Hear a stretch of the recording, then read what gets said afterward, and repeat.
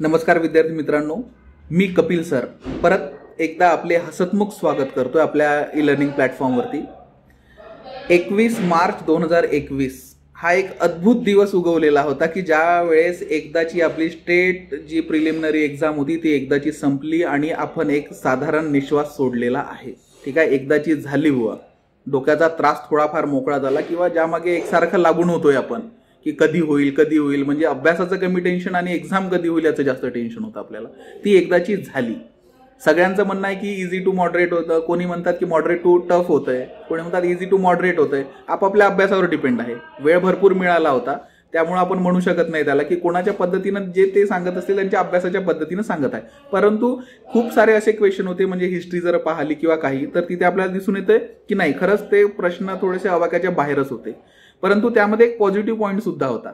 एक positive point म्हणजे काय होता की तिथे आपण जर क्वांटिटी वाईज जर क्वेश्चन जर पाहिले त्या एक्झाम मधले, तर फर्स्ट नंबरवर होता सायन्स, ठीक आहे, आणि सेकंड नंबरवर होता पॉलिटी। की पॉलिटीचे पण मॅक्झिमम क्वेश्चन तिथे झालेले होते। आणि जर साधारण आपण जे रेफरन्स बुक आहे, एम लक्ष्मीकांत असेल किंवा कोणतेही बुक जर चांगल्या प्रकारे जर आपण वाचलेला आहे, चांगल्या प्रकारे समजावून जर घेतलेला आहे, ठीक आहे, तर ते क्वेश्चन आपल्याला नाही का इझी टू मॉडरेट मध्ये नाही का आपल्याला त्याची म्हणजे तुलना करता येते। म्हणजे मॅक्झिमम लोक असे म्हणतात की पॉलिटी जे क्वेश्चन आलेले होते ते मॉडरेट टू टफ होते, परंतु ज्यांनी खरंच बुकमधनं व्यवस्थित वाचलेलं आहे ना एम लक्ष्मीकांत, की नॉर्मल बेसिक क्वेश्चन्स होते। म्हणजे प्रतोद आहे, ठीक आहे, परत नाही का न्यायिक सक्रियता आहे, की जे पार्ट आपण सोडून देतोय त्या पार्टवरच आपल्याला तिथे मॅक्झिमम क्वेश्चन दिसलेले आणि बेसिक क्वेश्चन होते की जे पार्ट सोडलेले असतात आणि ते सुद्धा आलेले। म्हणजे भरपूर असं आहे, ते आपण अनालिसिस करणार, त्यामध्ये आपण पाहणारच आहोत। तर एक अराउंड 15च्या अबोव पॉलिटीचे क्वेश्चन तिथे आपल्याला विचारलेले तिथे दिसतात। त्याच प्रकारे आपण विजन स्टडी या ई प्लॅटफॉर्मवरती आपण एक पॉलिटी बाय रेफरन्स बुकचा प्रवास केलेला आहे की ज्यामध्ये आपण सगळे लेक्चर, आपण ऑडिओ लेक्चर घेतले रेफरन्स बुकचे। ते रेफरन्स बुकचे लेक्चर जर एकदा जरी पाहिले असेल किंवा जर समजा माझ्यासारखी थोडीफार डल बुद्धी असेल तर एक समजा 2 वेळेस पाहण्याची गरज पडते। ते 2दा जर पाहिले असतील तर यामधले क्वेश्चन आपल्या इझी लेवलला होते, इझी टू मॉडरेट। मॉडरेट खूप कमी क्वेश्चन होते मॉडरेट लेवलला, पण इझी लेवलला जे आपण विजन स्टडी या प्लॅटफॉर्मवरती आपण ते एक मॉड्यूल आहे आपलं, कोणतं आपलं पॉलिटी बाय रेफरन्स बुकचं, आणि तो अत्यंत सुंदर प्रवास केलेला आहे। तो ते एकदा जर ऐकला तरी सुद्धा आपल्याला समजून जाईल। ज्या लोकांनी याचं सबस्क्रिप्शन घेतलेलं आहे त्या लोकांनाही समजून जाईल की नाही, आपण जे काही आपण शिकलो होतो त्या लेक्चरमधनं, तर आपल्याला रेफरन्स बुक वाचण्याची सुद्धा गरज पडलेली नाही आणि ऑलमोस्ट क्वेश्चन त्यामधनंच होते। असं म्हणत नाही की मी शिकवलं म्हणून त्यामधनंच क्वेश्चन होते। जे शिकवलं ते बुकमधनं शिकवलेलं आहे, एम लक्ष्मीकांत शिकवलेलं आहे, तेच पण चांगल्या प्रकारे आपण समजून घेतलेलं, कन्सेप्च्युअल समजून घेतलेलं आहे। त्यामुळं तिथे आपल्याला दिसून पडते की मॅक्झिमम क्वेश्चन तिथे कव्हर होऊन गेले आणि जस्ट ऑप्शन बघून सुद्धा आपल्याला आन्सर लिहिता तिथे येत होतं। म्हणजे जास्त डोक्याला त्रास देण्याची गरज नव्हती। त्यांनी कुठे कुठे ट्विस्ट केलेला होता क्वेश्चन्समध्ये, तो सुद्धा आपण काही आपला अभ्यास दुसऱ्या पद्धतीनं झालेला आहे कन्सेप्च्युअल, त्यामुळं 2-3 ऑप्शन बघून सुद्धा आपल्याला इथे समजत होते की इथे आपले आन्सर बरोबर आहेत म्हणून, किंवा मग कोणते रॉंग आहे किंवा कोणते सत्य आहे कोणते असत्य आहे। तर आपण आता या लेक्चरमध्ये काय करणार की आपण हे जे काही आपल्या राज्यसेवेमध्ये पॉलिटीचे प्रश्न विचारलेले आहे, जे 15 अबोव प्रश्न आहेत, त्याच्याच रिलेटेड करंट रिलेटेड नाही का पॉलिटी होतं ते सुद्धा 1-2 प्रश्न हे चांगल्या प्रकारे अनालिसिस करणार आहे। अनालिसिस करणार म्हणजे काय करणार, तर आपण नेमका अभ्यास केला किती, बरोबर आहे, किती वेळेस रिपिटेशन वाचलंय का, कशा प्रकारे केलाय, म्हणजे आपण खरंच कन्सेप्च्युअल केला होता की आपण नुसतंच वाचत सुटलेलो होतो। ठीक आहे, म्हणजे काही गोष्टी डोक्यात घेतल्या की नुसतंच आपण म्हणजे बुकची क्वांटिटी वाढवली, ठीक आहे, आणि वेळ घालवला। तर हे सगळ्या गोष्टी आपल्याला इथे समजून जाईल आणि कोणत्या प्रकारे क्वेश्चनचं आन्सर लिहायचं होतं, कोणत्या प्रकारे आपल्याला समजून घ्यायचं होतं, आपला अभ्यास कशा प्रकारे व्हायला पाहिजे होता आणि आपण कशा प्रकारे केला, या सगळ्या गोष्टीचं जे अनालिसिस आहे ते आपण या लेक्चरमध्ये करणार आहोत। म्हणजे यामध्ये जेवढेही क्वेश्चन आहे ते चांगल्या डिटेल पद्धतीने आपण हे तर पाहणारच आन्सर काय आहे, पण आन्सर सोबतच आपण हेही पाहणार की त्याला नेमके ते बाकीचे जे ऑप्शन होते ते पण कशा प्रकारे त्यांनी नाही का दिलेले होते आणि कन्फ्यूज करण्यासारखे होते। आणि एवढं काही कन्फ्युजिंग नव्हतं ते, 1-2 ऑप्शन तुम्हाला माहिती जरी असेल तरी पण आन्सर आपल्याला लगेच मिळत होतंय। आणि परत एकदा सांगतोय की पॉलिटी बाय रेफरन्स बुक जे आपण विजन स्टडीवर आपण जे घेतलेलं आहे, एक समजा मॉड्यूल घेतलेला आहे, ते खरंच एकदा ऐका, त्यामध्ये तुम्हाला नाही का समजूनच जाईल की तेवढं जर ऐकलं असतं तरी सुद्धा तुमचं इथे कव्हर होऊन गेलं असते। तेच रेफरन्स बुकचा जो प्रवास आहे तो जर तुम्ही आता मेन एक्झामला किंवा अदर एक्झामला जरी यूज केला तरी सुद्धा तुम्हाला तिथे चांगल्या प्रकारे तिथे कामी पडतोय। ठीक आहे. तर चला आपण आता डिटेलमध्ये एकूण एक क्वेश्चन, आता सेटनुसार काही आपण जाणार नाही, रॅन्डम काही क्वेश्चन पाहणार, म्हणजे बी सेट आपण पाहणार आहोत. बी सेटच्या सिक्वेन्सनुसारच मॅक्झिमम तुम्हाला क्वेश्चन दिसतील, परंतु एक दोन क्वेश्चन थोडे बाजूला ठेवलेले आहे, म्हणजे करंट अफेअर रिलेटेड पॉलिटी जे होतं ते आपण शेवटी घेतलेलं आहे. प्रत्येक क्वेश्चनचं अनालिसिस चांगल्या प्रकारे आपण इथं समजून घेणार, जेणेकरून काय होईल की मॅक्झिमम सिलेबसही यामधनं कव्हर होऊन जाईल आपला, म्हणजे दुसरीकडे वाचण्याची किंवा याची गरज राहणार नाही. तर चला आपण बघूया आता की एक एक क्वेश्चन बघूया, त्याचं डिटेल अनालिसिस बघूया.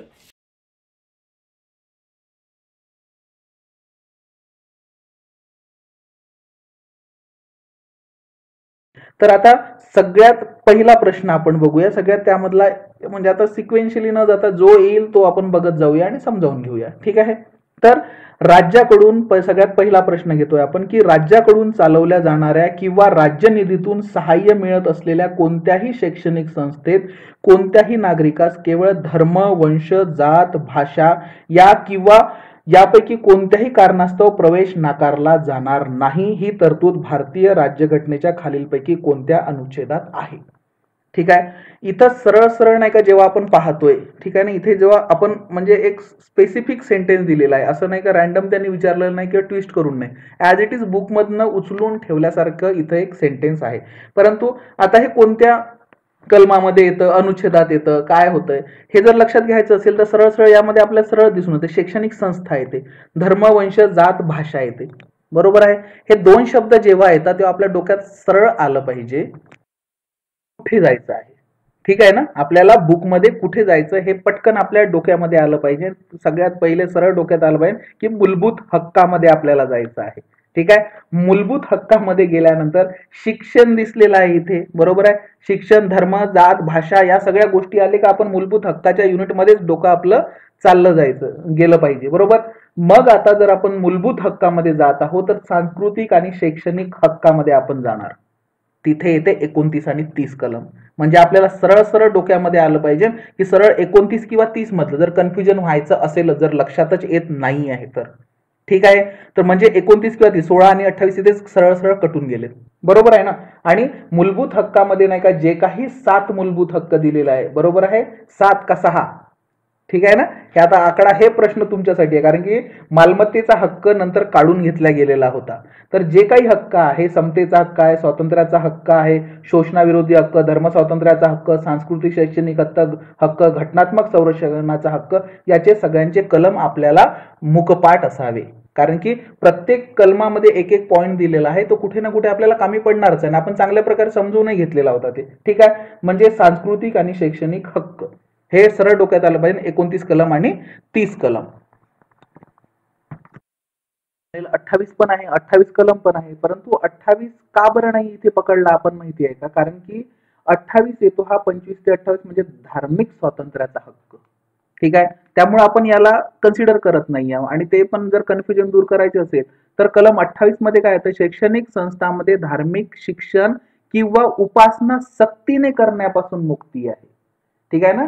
कशासाठी कशासाठी आहे की काही शैक्षणिक संस्थांमध्ये धार्मिक शिक्षण किंवा उपासना सक्तीने करण्यापासून मुक्ती आहे. परंतु इथे काय आलेलं आहे, कोणत्याही शैक्षणिक संस्थेत कोणत्याही नागरिकास केवळ धर्म, वंश, जात, भाषा यापैकी किंवा यापैकी कोणत्याही कारणास्तव प्रवेश नाकारला जाणार नाही, ही तरतूद म्हटलेली आहे. ठीक आहे. म्हणून सरळ सरळ नाही का आपण इथे जातो कुठे, 29 आणि 30 मध्ये. आता 29 आणि 30 मध्ये मग डिफरन्शिएट कसं करता येईल आपल्याला, तर 29 आणि 30 आपण जर पाहिला तर एक तुम्हाला लक्षात जर असेल तर सगळ्यात पहिले 29 कलम पाहिला सांस्कृतिक आणि शैक्षणिक हक्कामधला, तर अल्पसंख्याकांची भाषा, लिपी आणि संस्कृती याचे संरक्षण आहे. आणि एक कलम 30 मध्ये जर पाहिलं तर शैक्षणिक संस्था स्थापन करण्याचा आणि त्यांचे प्रशासन करण्याचा अल्पसंख्याकांचा हक्क आहे. ठीक आहे. ह्या दोन बाबी आहे. तुम्ही जेव्हा चांगल्या प्रकारे जेव्हा वाचता किंवा समजावून घेता, मग तिथे काय दिसतंय आपल्याला सांस्कृतिक आणि शैक्षणिक हक्कामध्ये. तुम्ही म्हणाल सर एवढा विचार करायला वेळ असतोय का तिथे एक्झाम मध्ये? इनमीन आपल्याकडे नाही का 30 सेकंदही नाहीये आणि तुम्ही एवढा विचार करायला होता की नाही इथे जा तिथे जा. अरे तुम्ही एकदा जर वाचलेलं जर असेल ना तर मग हे गोष्टी लक्षात राहतात, कन्सेप्च्युअल जर वाचलं असेल तर. ठीक आहे ना, चांगल्या प्रकारे. त्यामुळे तेवढं काही टेन्शन नाही. फक्त आपण इथे आता समजावून घेत आहोत की कोणते कलम कोणकोणत्या प्रकारचा आला आणि कोणता आहे. आन्सर शोधण्याची पण पद्धत आणि कोणकोणतं असायला पाहिजे होतं. बरोबर आहे. तर आता आपण जेव्हा 29 कलम जे पाहतो तर त्यामध्ये सरळ सरळ आपल्याला सेंटेन्सेस दिसून येतं. अल्पसंख्याकांच्या हिताचे संरक्षण कलम 29 मध्ये दिलेलं आहे आणि शैक्षणिक संस्थाविषयक अल्पसंख्याकांचा हक्क कलम 30 मध्ये. तर इथे अल्पसंख्याकांच्या हिताचे संरक्षण कलम 29 मध्ये ते सरळ एक सेंटेन्स जे आपल्याला इथं दिलेलं आहे ते कसं काय दिसतंय, तर तिथे काय म्हटलेलं आहे की भारताच्या कोणत्याही भागात राहणाऱ्या कोणत्याही नागरिकांना आपली विशिष्ट भाषा, लिपी किंवा संस्कृती यांचे जतन करण्याचा हक्क कलम 29 ने दिलेला आहे. शिवाय कोणत्याही नागरिकाला राज्याने चालवलेल्या किंवा राज्याच्या निधीतून सहाय्य मिळणाऱ्या कोणत्याही शैक्षणिक संस्थेत केवळ धर्म, वंश, जात किंवा भाषा या कारणावरून प्रवेश नाकारला जाणार नाही. सरळ सेंटेन्स आहे इथे. म्हणजे आपलं उत्तरही आता लक्षातच आलं असेल तुम्हाला की कोणतं असेल म्हणून. बरोबर आहे. यामध्ये आपल्याला 2 तरतुदी दिसून येतात. आपण जे सेंटेन्स म्हटलंय त्यामध्ये पहिली जी तरतूद आहे ती गटाच्या हक्काचे संरक्षण करत आहे. याच मध्ये अल्पसंख्याकांच्या हिताच्या संरक्षणामध्ये पहिली तरतूद ही गटाच्या हक्काचे संरक्षण करत आहे. तर जी दुसरी जी तरतूद आहे म्हणजे पहिला गट जो होता तो भाषा, लिपी किंवा संस्कृती याचे जतन करण्याचा हक्क. बरोबर आहे. दुसरा म्हणजे कोणताही नागरिक जो आहे तर त्याला शैक्षणिक संस्थेत किंवा धर्म, वंश, जात किंवा भाषा यामध्ये दुसऱ्या तरतुदीमध्ये कोणत्याही संप्रदायातील असली तरी एक व्यक्ती म्हणून नागरिकाच्या हक्काची हमी देत आहे. हे आलं लक्षात. दोन्ही पण पहिली तरतूद आपण इथे जे म्हटलेलं आहे भाषा, लिपी किंवा संस्कृती यामध्ये हक्काचे संरक्षण करत आहे गटाचे आणि दुसऱ्या तरतुदीमध्ये एका संप्रदायातली जरी असली कोणत्याही संप्रदायातील तरी एक व्यक्ती म्हणून नागरिकाच्या हक्काची हमी देत आहे. ठीक आहे. आणि हेच आन्सर आहे त्याचं. म्हणजे दुसरं काही विचार करण्याची गरजच नाहीये. पण कन्फ्युजन आपल्याला 30 पर्यंत होते. 30 मध्ये काय दिलेलं आहे ते सुद्धा आपण बघू आणि 16-28 मध्ये पण काय आहे ते 28 मध्ये तर पाहिलंय आपण. 16 मध्येही काय आहे ते बघून घ्या. 16 ते इथे याचा नामोनिशाणच नव्हता. बरोबर ना. त्यामध्ये आणखी एक गोष्ट आपण आता आलोच या विषयावर तर थोडंसं समजावूनच घेऊया. ठीक आहे ना. म्हणजे एखादा परत जर क्वेश्चन आलाच या बाबतीत तर डोक्यामधून निघालाच नाही पाहिजे. आपण इथं म्हणत आहोत अल्पसंख्याकांच्या हिताचे संरक्षण म्हणत आहोत कलम 29 असं म्हणत आहोत. बरोबर आहे. पण इथे म्हणजे आपण जर एक साधारण समज जर केला तर आपल्या डोक्यामध्ये काय येईल की हे कलम फक्त आणि फक्त अल्पसंख्याकापुरते मर्यादित आहे का, तर नाही. इथं सर्वोच्च न्यायालयाने एक स्पष्ट बाब दिलेली आहे. इथं सेक्शन ऑफ सिटीजन हा विभाग दिलेला आहे. म्हणजेच धार्मिक अल्पसंख्याक तसंच भाषिक अल्पसंख्याक या दोहोंनाही घटना कलम 29 मध्ये संरक्षण लाभते. धार्मिक अल्पसंख्याक आणि भाषिक अल्पसंख्याक या दोघांना सुद्धा हे लक्षात ठेवा. आणि अल्पसंख्याक तसेच बहुसंख्याक हे दोघं सुद्धा यामध्ये यांचा समावेश होतो असं न्यायालयाचं स्पष्ट मत इथे त्यांनी दिलेलं होतं. ठीक आहे. आणि भाषा जतन करणे यामध्ये पण आपण एक आता लक्षात ठेवू इथं की भाषा जतन करणे यामध्ये भाषेच्या संरक्षणासाठी आंदोलन जे काही होतात. बरोबर आहे ना. आपल्या साऊथ साईडला जे काही आंदोलन होत भाषासाठी झालेले आहे त्यांनी आता हिंदी भाषा तिथे बोलल्या जात नाही. तर त्यासाठी सुद्धा ते आंदोलने सुद्धा करू शकतात. जर समजा एखाद्या नेत्याने जर समजा भाषण देताना जर म्हटलं की आपण नाही का आपल्या भाषेचे जतन करूया, आपण भाषेच्या रचनेवर काहीतरी आपण साध्य करूया, तर मग तो लोकप्रतिनिधी कायदा जो 1951 असतो त्यानुसार ते भ्रष्ट वर्तन समजल्या जात नाही असं सुद्धा न्यायालयाने म्हटलेलं आहे. ठीक आहे. म्हणजे आपलं उत्तर इथे संपलेलं आहे. फक्त काही गोष्टी समजून घेतल्या. आता कलम 30 काय म्हणतंय तर कलम 30 ने धार्मिक तसंच भाषिक अल्पसंख्याकांना हक्क दिलेले आहेत. धार्मिक तसेच भाषिक अल्पसंख्याकांना म्हणजे शैक्षणिक संस्थाविषयक अल्पसंख्याकांचा हक्क इथं म्हटलेला आहे. बरोबर. इथे जे आपण डिस्ट्रीब्यूट केलं होतं अल्पसंख्याकांच्या हिताचे संरक्षण जिथे आपण नाही का हे 2 याच्यामध्ये डिवाइड केलेलं होतं तरतुदी ते तिथे राहिल्या. ठीक आहे ना. तिथे शब्द येतात धर्म, वंश, जात, भाषा. इथं सरळ सरळ फक्त आणि फक्त अल्पसंख्याक येतं आपल्या कलम 30 मध्ये धार्मिक तसेच भाषिक अल्पसंख्याक. ठीक आहे. हे लक्षात राहील तुम्हाला. आता त्यामुळं हे डिफरंट होऊन जातं थोडंसं. आता 28 जे कलम आहे. बरोबर. तर 28 कलमामध्ये काय त्यांनी काय म्हटलेलं आहे की जे काही राज्य आहे त्या राज्याच्या निधीतून चालवल्या ज्या काही जाणाऱ्या ज्या काही शैक्षणिक संस्था आहे त्यामध्ये धार्मिक शिक्षण दिले जाणार नाही असे कलम 28 मध्ये म्हटलेले आहे. धार्मिक रिलेटेड आहे हे. आपण मगाशी एक शब्द वापरला होता आठवते ना तुम्हाला की आपण काय म्हटलं होतं तिथे की आपलं जे काही 28 जे कलम आहे ते कशाच्या रिलेटेड आहे, धर्म स्वातंत्र्याच्या हक्काच्या रिलेटेड आहे. इथे बाकी कोणताही येत नाही. त्यामुळे आणि इथे म्हणजे भाषा वगैरे जे आपण शब्द वापरला बरोबर, हा भाषा हा शब्द इथे येत नाही, त्यामुळे तेवढं काही पाहण्याची त्याला गरज राहत नाही. आणि ठीक आहे, तिथे आणखी कलम जे 28 आहे बरोबर, त्यामध्ये शैक्षणिक संस्थाचे 4 प्रकारात वर्गीकरण सुद्धा केलेले आहे. म्हणजे पूर्णतः राज्य चालवित असलेल्या संस्था आहे की ज्यामध्ये धार्मिक शिक्षणावर पूर्ण बंदी आहे. देणगी किंवा विश्वस्त संस्थेने स्थापन केलेल्या संस्था आहे ज्यामध्ये धार्मिक शिक्षणास परवानगी असते. राज्याने मान्यता दिलेल्या संस्था आहे ज्यामध्ये स्वेच्छेनुसार धार्मिक शिक्षणास परवानगी असते. आणि राज्याकडून सहाय्य मिळणाऱ्या संस्था आहे ज्यामध्ये स्वेच्छेनुसार धार्मिक शिक्षणास परवानगी सुद्धा मिळते. हे एक एक्स्ट्रा गोष्ट आपल्याला आता माहिती असावी. बरोबर आहे. 28 झालं, 29, 30 झालं. याचं उत्तर 29 आहे हे आपल्याला माहित आहे. आता कलम 16 आहे. हे नव्हताच, या लिस्टमध्येच नव्हता, कारण की समतेचा हक्क मध्येच नाही का 14 ते 18 आहे. ठीक आहे ना, त्यामुळे हा इकडे शैक्षणिक संस्थेकडे वगैरे येणारच नाही इकडे. ठीक आहे. तरी आता कलम 16 काय म्हणतोय की सार्वजनिक क्षेत्रात नोकऱ्यांची समान संधी मिळणे, हे कलम 16 म्हणते. म्हणजे इथं आपला इथे हा क्वेश्चन क्लिअर होऊन जातं, आन्सर आपल्या डोक्यात बसलं असेल आणि त्याच्याबद्दल माहिती पण आपल्याला भरपूर साऱ्या प्रमाणात मिळालेली आहे. क्वेश्चन आपण आता बघूया की ज्यामध्ये खालील विधाने विचारात घ्या आणि योग्य पर्याय निवडा असं दिलेलं आहे. आपण जर याला पाहता क्षणी जर एकदा 4 ऑप्शन जर वाचले असते याचे, म्हणजे आता पहिले वाचून घ्या मग सांगतो त्यावर काय हे होतं. ठीक आहे, ट्विस्ट काय होता. तर सगळ्यात पहिलं ऑप्शन आहे, भारतात घटना दुरुस्ती विधेयक केवळ राष्ट्रपतीच्या पूर्व परवानगीने संसदेमध्ये मांडले जाऊ शकते. व्यवस्थित वाचलं ना आपण क्वेश्चन तर बरोबर आन्सर आपल्याच्या डोक्यामध्ये पक्क बसते. इव्हन आपल्याला माहिती नसेल आन्सर काही गोष्टींचं तरी सुद्धा. अमेरिकेत प्रत्येक घटना दुरुस्तीस किमान 2/3 घटक राज्याच्या विधिमंडळाद्वारे मान्यता मिळणे आवश्यक असते. स्ट्रेस करतोय शब्दांवर मी, आवश्यक असते. आणि पहिल्या ऑप्शन मध्ये काय म्हटलेलं आहे की राष्ट्रपतीच्या पूर्व परवानगीने संसदेमध्ये मांडले जाऊ शकते. ठीक आहे. तिसरा ऑप्शन काय, स्वित्झर्लंड मध्ये राज्यघटनेमध्ये केलेला बदल सार्वमताचा अवलंब केल्याशिवाय अंमलात येऊ शकत नाही. आणि चौथा ऑप्शन आहे, ऑस्ट्रेलियात राज्यघटनेमध्ये बदल केवळ दोन्ही सभागृहांनी पूर्ण बहुमताने केलेल्या कायद्याद्वारे करता येते.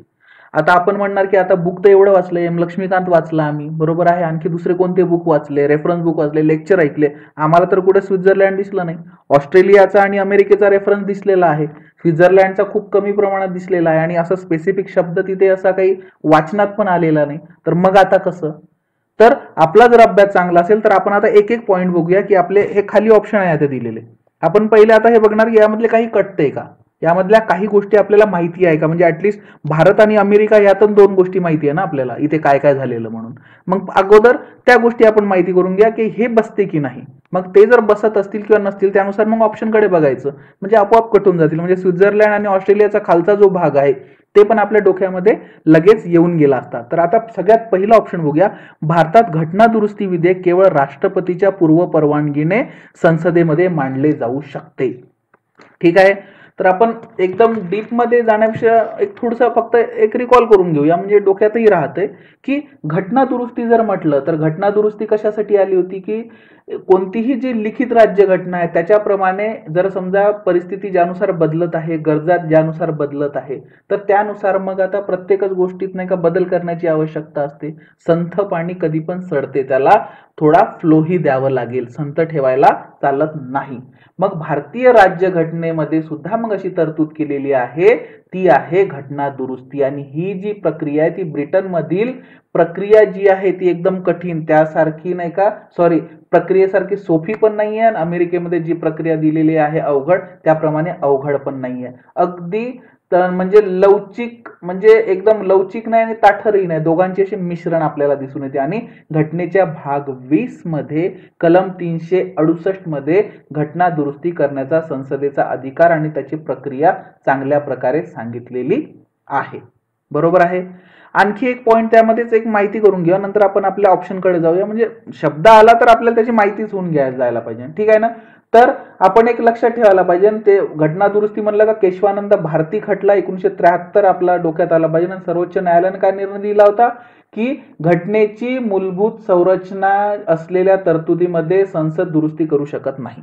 हे लक्षात ठेवा. एक थोडंसं रिकॉल, बरोबर. आता जाऊया पहिल्या आपल्या ऑप्शनकडे की भारतात घटना दुरुस्ती विधेयक केवळ राष्ट्रपतीच्या पूर्व परवानगीने संसदेमध्ये मांडले जाऊ शकते. याच्यासाठी आपल्याला माहिती पाहिजे दुरुस्तीची प्रक्रिया कशा प्रकारे चालते. त्यासाठी 368 कलम म्हटले. ठीक आहे. ही प्रक्रिया कशा प्रकारे चालते तर सगळ्यात अगोदर घटना दुरुस्तीसाठी संसदेच्या कोणत्याही गृहात विधेयक सादर करून ही प्रक्रिया सुरू करता येते. हे लक्षात ठेवा. घटना दुरुस्ती म्हणजे 2-3 वाक्यांमध्येच नाही का हे पहिला आपला ऑप्शन समजून जाते आपल्याला की बरोबर आहे की नाही आहे म्हणून. ठीक आहे. घटना दुरुस्तीसाठी संसदेच्या कोणत्याही गृहात विधेयक सादर करून ही प्रक्रिया सुरू करता येते, परंतु राज्य विधिमंडळात असे विधेयक सादर करता येत नाही. हे पहिलं आहे प्रोसेस. दुसरं म्हणजे पॉइंट जर पाहिला तर असे जे विधेयक आहे ते मंत्री किंवा इतर सदस्य सादर करू शकतात आणि त्यासाठी राष्ट्रपतीच्या पूर्व परवानगीची आवश्यकता राहत नाही. पूर्व परवानगीची आवश्यकता राहत नाही. बरोबर आहे. हे झालं क्लिअर. आपलं सरळ पॉइंटच क्लिअर झाला तो. जर घटना दुरुस्तीची प्रोसेस माहिती आहे तर पॉइंट क्लिअर झाला. नंतर मग नाही का हे विधेयक गृहाने विशेष बहुमताने संमत केलं पाहिजे. मग बहुमत काय असतं म्हणजे 50% पेक्षा जास्त किंवा 2/3 बहुमताने. बरोबर आहे. ही चालली प्रोसेस पुढे. आता नंतर मग प्रत्येक गृहानं स्वतंत्ररित्या विधेयक संमत केले पाहिजे. जर मतभेद जर झाला दोन्ही गृहामध्ये तर तो चर्चा करून संमत करण्यासाठी संयुक्त बैठकीची घटना दुरुस्तीसाठी तरतूद नाही आहे. ठीक आहे. इथपर्यंत आलो. आता नंतर मग काय आहे की हे जे विधेयक आहे तर यामध्ये संघराज्या संबंधित जर असेल हे जर विधेयक त्याची दुरुस्ती जर करायची असेल तर अर्ध्यापेक्षा अधिक राज्यांनी विधिमंडळाच्या मग साध्या बहुमताने मान्यता दिली पाहिजे. ठीक आहे. आता दोन्ही गृहाने संमत केलं आणि आवश्यक जर असलं राज्य विधिमंडळ जर राज्याच्या रिलेटेड असेल त्यांनी संमती दिली मग त्याच्यानंतर हे विधेयक राष्ट्रपतीच्या मान्यतेसाठी सादर केले जाते. ठीक आहे. आणि नंतर मग राष्ट्रपती काय करतो त्याला संमती देणे बंधनकारक असते या घटना दुरुस्ती विधेयकाला इसवी सन 1971च्या 24व्या घटना दुरुस्ती नुसार. बरोबर आहे. म्हणजे राष्ट्रपतीवर बंधनकारक आहे. त्याने नाही का त्याला संमती दिलीच पाहिजे. बरोबर आहे. तो राखूनही ठेवू शकत नाही पुनर्विचारासाठी पाठवू शकत नाही. म्हणजे हा पहिला पॉइंट आपला निघून जातो. एक. ठीक आहे. इथे बघून घ्यायची ए कुठे आहे. पहिल्या ऑप्शन मध्ये ए आहे एबीसी आणि तिसऱ्या ऑप्शन मध्ये आहे एबी. बरोबर आहे. 2 कटून गेले. आता राहिले आपल्याकडे बीसीडी आणि सीडी. बरोबर आहे. म्हणजे 3च ऑप्शन राहिले खालचे. आता जाऊया नेक्स्ट ऑप्शन कडे. आणि आता ते एक पॉइंट सांगितला प्रोसेसच सांगितली घटना दुरुस्तीची तर त्याच्या एक पुढे सांगून देतोय की आता एकदा राष्ट्रपतीने मान्यता दिली देणे तर बंधनकारकच आहे. मग झाला ते कायद्यात रूपांतर होते आणि घटना दुरुस्ती कायदा जो आहे तो अंमलात येऊन जातोय. ठीक आहे. इथपर्यंत आलोय. आता पहिला गेला आपला. आता बघूया आपण दुसरा ऑप्शन काय. अमेरिकेत प्रत्येक घटना दुरुस्तीस किमान 2/3 घटक राज्याच्या विधिमंडळाद्वारे मान्यता मिळणे आवश्यक असते. आवश्यक असते म्हणत आहे ते. ठीक आहे. पण आपण आता आपल्या बुकाच्या माहितीनुसार मी काही असं स्वतःच्या मनाने किंवा एकदम जास्त रिसर्च वगैरे करून सांगत नाही. जे नॉर्मली बुक आपल्याला वाचायला लागतात रेफरन्स बुक आहे किंवा आपल्या जेही आपल्याकडे नॉर्मल साधारण विद्यार्थ्याकडेही कॉन्स्टिट्यूशनचं बुक आहे समजा एम लक्ष्मीकांत असेल किंवा दुसरं आणखी कोणतं साधं बुक असेल तरी सुद्धा त्यामध्ये ही इन्फॉर्मेशन दिलेली आहे. हे 2 पॉईंटची. ठीक आहे ना. त्यामुळे असं नाही की मी एकदम रिसर्च केला गुगलवर सर्च केला आणि तुम्हाला दिली असं काहीही नाही. सेकंड पॉइंट मध्ये आता अमेरिकेसंबंधी जर पाहिला आपण तर घटना दुरुस्ती करण्यासाठी अमेरिकेमध्ये नाही का घटना परिषद किंवा घटना सभा अशा विशेष संस्थेची व्यवस्था केलेली आहे. बरोबर आहे. अशी विशेष संस्था आहे तिथं कशासाठी घटना दुरुस्तीसाठी अमेरिकेमध्ये घटना परिषद किंवा घटना सभा. हे लक्षात ठेवा. बरोबर आहे. आणि एक आणखी पॉइंट आता हे झालं हे लक्षात आलं. परत एक लक्ष देऊया. आपण वाचलं एकाच वेळेस वाचलं तर डोक्यामध्येच आहे आपल्या एक्झाम मध्ये तेवढा वेळ नसतो पण आपण आता अनालिसिस करतोय ना त्यामुळे पॉइंट लक्षात ठेवूया. ठीक आहे. एवढा वेळ नसतो आपल्याकडे परंतु आता एका वाचनामध्ये डोक्यात आहे माझ्या की त्या पॉइंटमध्ये 2/3 घटक राज्याच्या विधिमंडळाद्वारे विधिमंडळाला 2/3 शब्द आला. ठीक आहे. तर तुमच्या जर डोक्यात जर असेल तर अमेरिकेत जे काही 2/3 विधिमंडळाने जर समजा त्यांना जर काही करायचं असेल तर हे लक्षात ठेवा. अमेरिकेतील 2/3 विधिमंडळाने जर विनंती केली. बरोबर आहे. जर विनंती जर केली. बरोबर आहे. कोणाला काँग्रेसलाच म्हणजे अमेरिकेचे जे विधिमंडळ आहे त्यांनी जर विनंती केली तर जी काही बोलावलेली घटना परिषद आहे ती घटना दुरुस्तीचा प्रस्ताव करू शकते. ठीक आहे. तिथं काँग्रेस म्हणजेच अमेरिकेचे विधिमंडळ हे लक्षात ठेवा. बरोबर आहे. त्यांनी विनंती केली तर आपण दोन ज्या संस्था सांगितल्या घटना दुरुस्तीसाठी अमेरिकेमध्ये, घटना परिषद आणि घटना सभा, तर तेव्हा मग ते घटना दुरुस्तीचा प्रस्ताव करू शकते. आणि इथं काय म्हटलेलं आहे, मान्यता मिळणे आवश्यकच आहे. म्हणजे इथं सरळ सरळ हा दुसरा पॉइंट पण कटून जातो. तिसरा आणि चौथा, आता म्हणजे ए कटला आणि बी कटला आपला, तर कशा कशामध्ये आहे ए बी, पहिला तिसरा कटला होता आणि आता सेकंड नंबरचा बीसीडी कटला, बरोबर आहे. म्हणजे बी आहे त्यामध्ये, म्हणून म्हणजे एकच ऑप्शन आपल्याकडे शिल्लक राहते, ते म्हणजे सी आणि डी. आता मला स्वित्झर्लंडमध्ये काय झालं हे माहिती करण्याची गरज नाही, किंवा ऑस्ट्रेलियामध्ये काय झालं माहिती करून घेण्याची गरज नाही. ठीक आहे ना. जर करायची असेल तर गुगलवर सर्च करा आणि माहिती करून घ्या. इथे आपल्या या दोन ऑप्शनच्या आधारे आपला अँसर सरळ सरळ इथे क्लिक होऊन जातंय, हे लक्षात ठेवा. आता आयोग काय म्हणेल, आपला अभ्यास तर आहे हा. आता आयोग जेव्हा अँसर की वगैरे टाकेल तिथं आपण टॅली पण करून घेऊया, पण आपल्या अभ्यासानुसार तर हेच अँसर आहे आता याचं, म्हणजे सी आणि डी. स्वित्झर्लंडमध्ये राज्यघटनेमध्ये केलेला बदल सार्वमताचा अवलंब केल्याशिवाय अंमलात येऊ शकत नाही, आणि ऑस्ट्रेलियात राज्यघटनेमध्ये बदल केवळ दोन्ही सभागृहांनी पूर्ण बहुमताने केलेल्या कायद्याद्वारे करता येतो, हे लक्षात ठेवा. आणि एक आणखी गोष्ट तुम्हाला सांगून ठेवतो की अमेरिका आणि ऑस्ट्रेलियामध्ये नाही का घटना दुरुस्तीसाठी अशा विशेष अटी आणि शर्ती ठरवलेल्या आहेत, बरोबर आहे. ठीक आहे ना. इन्फॉर्मेशन आहे हे लक्षात ठेवा, बुक मधलीच इन्फॉर्मेशन, म्हणजे ऑस्ट्रेलिया नाव कुठे येते. ठीक आहे. इथे ऑप्शन राहतं आपलं सी आणि डी, म्हणजे चौथं ऑप्शन आहे जे बरोबर आहे. आपल्या दोन चुकीचे मिळाले म्हणून आपले खालचे दोन बरोबर आहे, म्हणजे ऑप्शन नुसार आपण पाहिलेलं आहे. नेक्स्ट क्वेश्चन बघूया. केंद्रीय माहिती आयोगाबाबत खालीलपैकी कोणते विधान बरोबर आहे. हे जे केंद्रीय माहिती आयोग आहे, परत नाही का राज्य माहिती आयोग आहे, एक रेफरन्स बुक मध्ये सुद्धा जरी पाहिलंय ना आपण, जर कोणीही वाचू शकतो, असं नाही की आम्ही लेक्चर घेतले म्हणून ते पहा, ते ऑडिओ आहे. अरे आपल्याकडे जे बुक्स आहेत ना त्याच मधनं शिकवल्या जाते ना, त्याच मधनं शिकवल्या जाते, त्याच्या बाहेरचं कोणीही काही सांगत नाही. मी शिकव, कोणी शिकव, कोणीही सांगू, ठीक आहे ना, बुक मध्येच असते. तर एक सिंपल 2 पेजेसचा युनिट आहे हा रेफरन्स बुक मध्ये, ठीक आहे ना, बरोबर आहे. ते 2 पेज जर वाचले ना तर तुम्हाला असं समजून येईल की पहिल्या पेजमध्येच ऑलमोस्ट याची इन्फॉर्मेशन तुम्हाला मिळून जाते, आणि समोरचा पोर्शन जे आहे एका पेजचा ते तर म्हणजे असं फक्त एक समजा हे आहे, एक थोडासा नाश्ता असं म्हणून घेऊ शकतो की जो लगेच समजून जातो आपल्याला. ठीक आहे. तर इथे केंद्रीय माहिती आयोग आहे.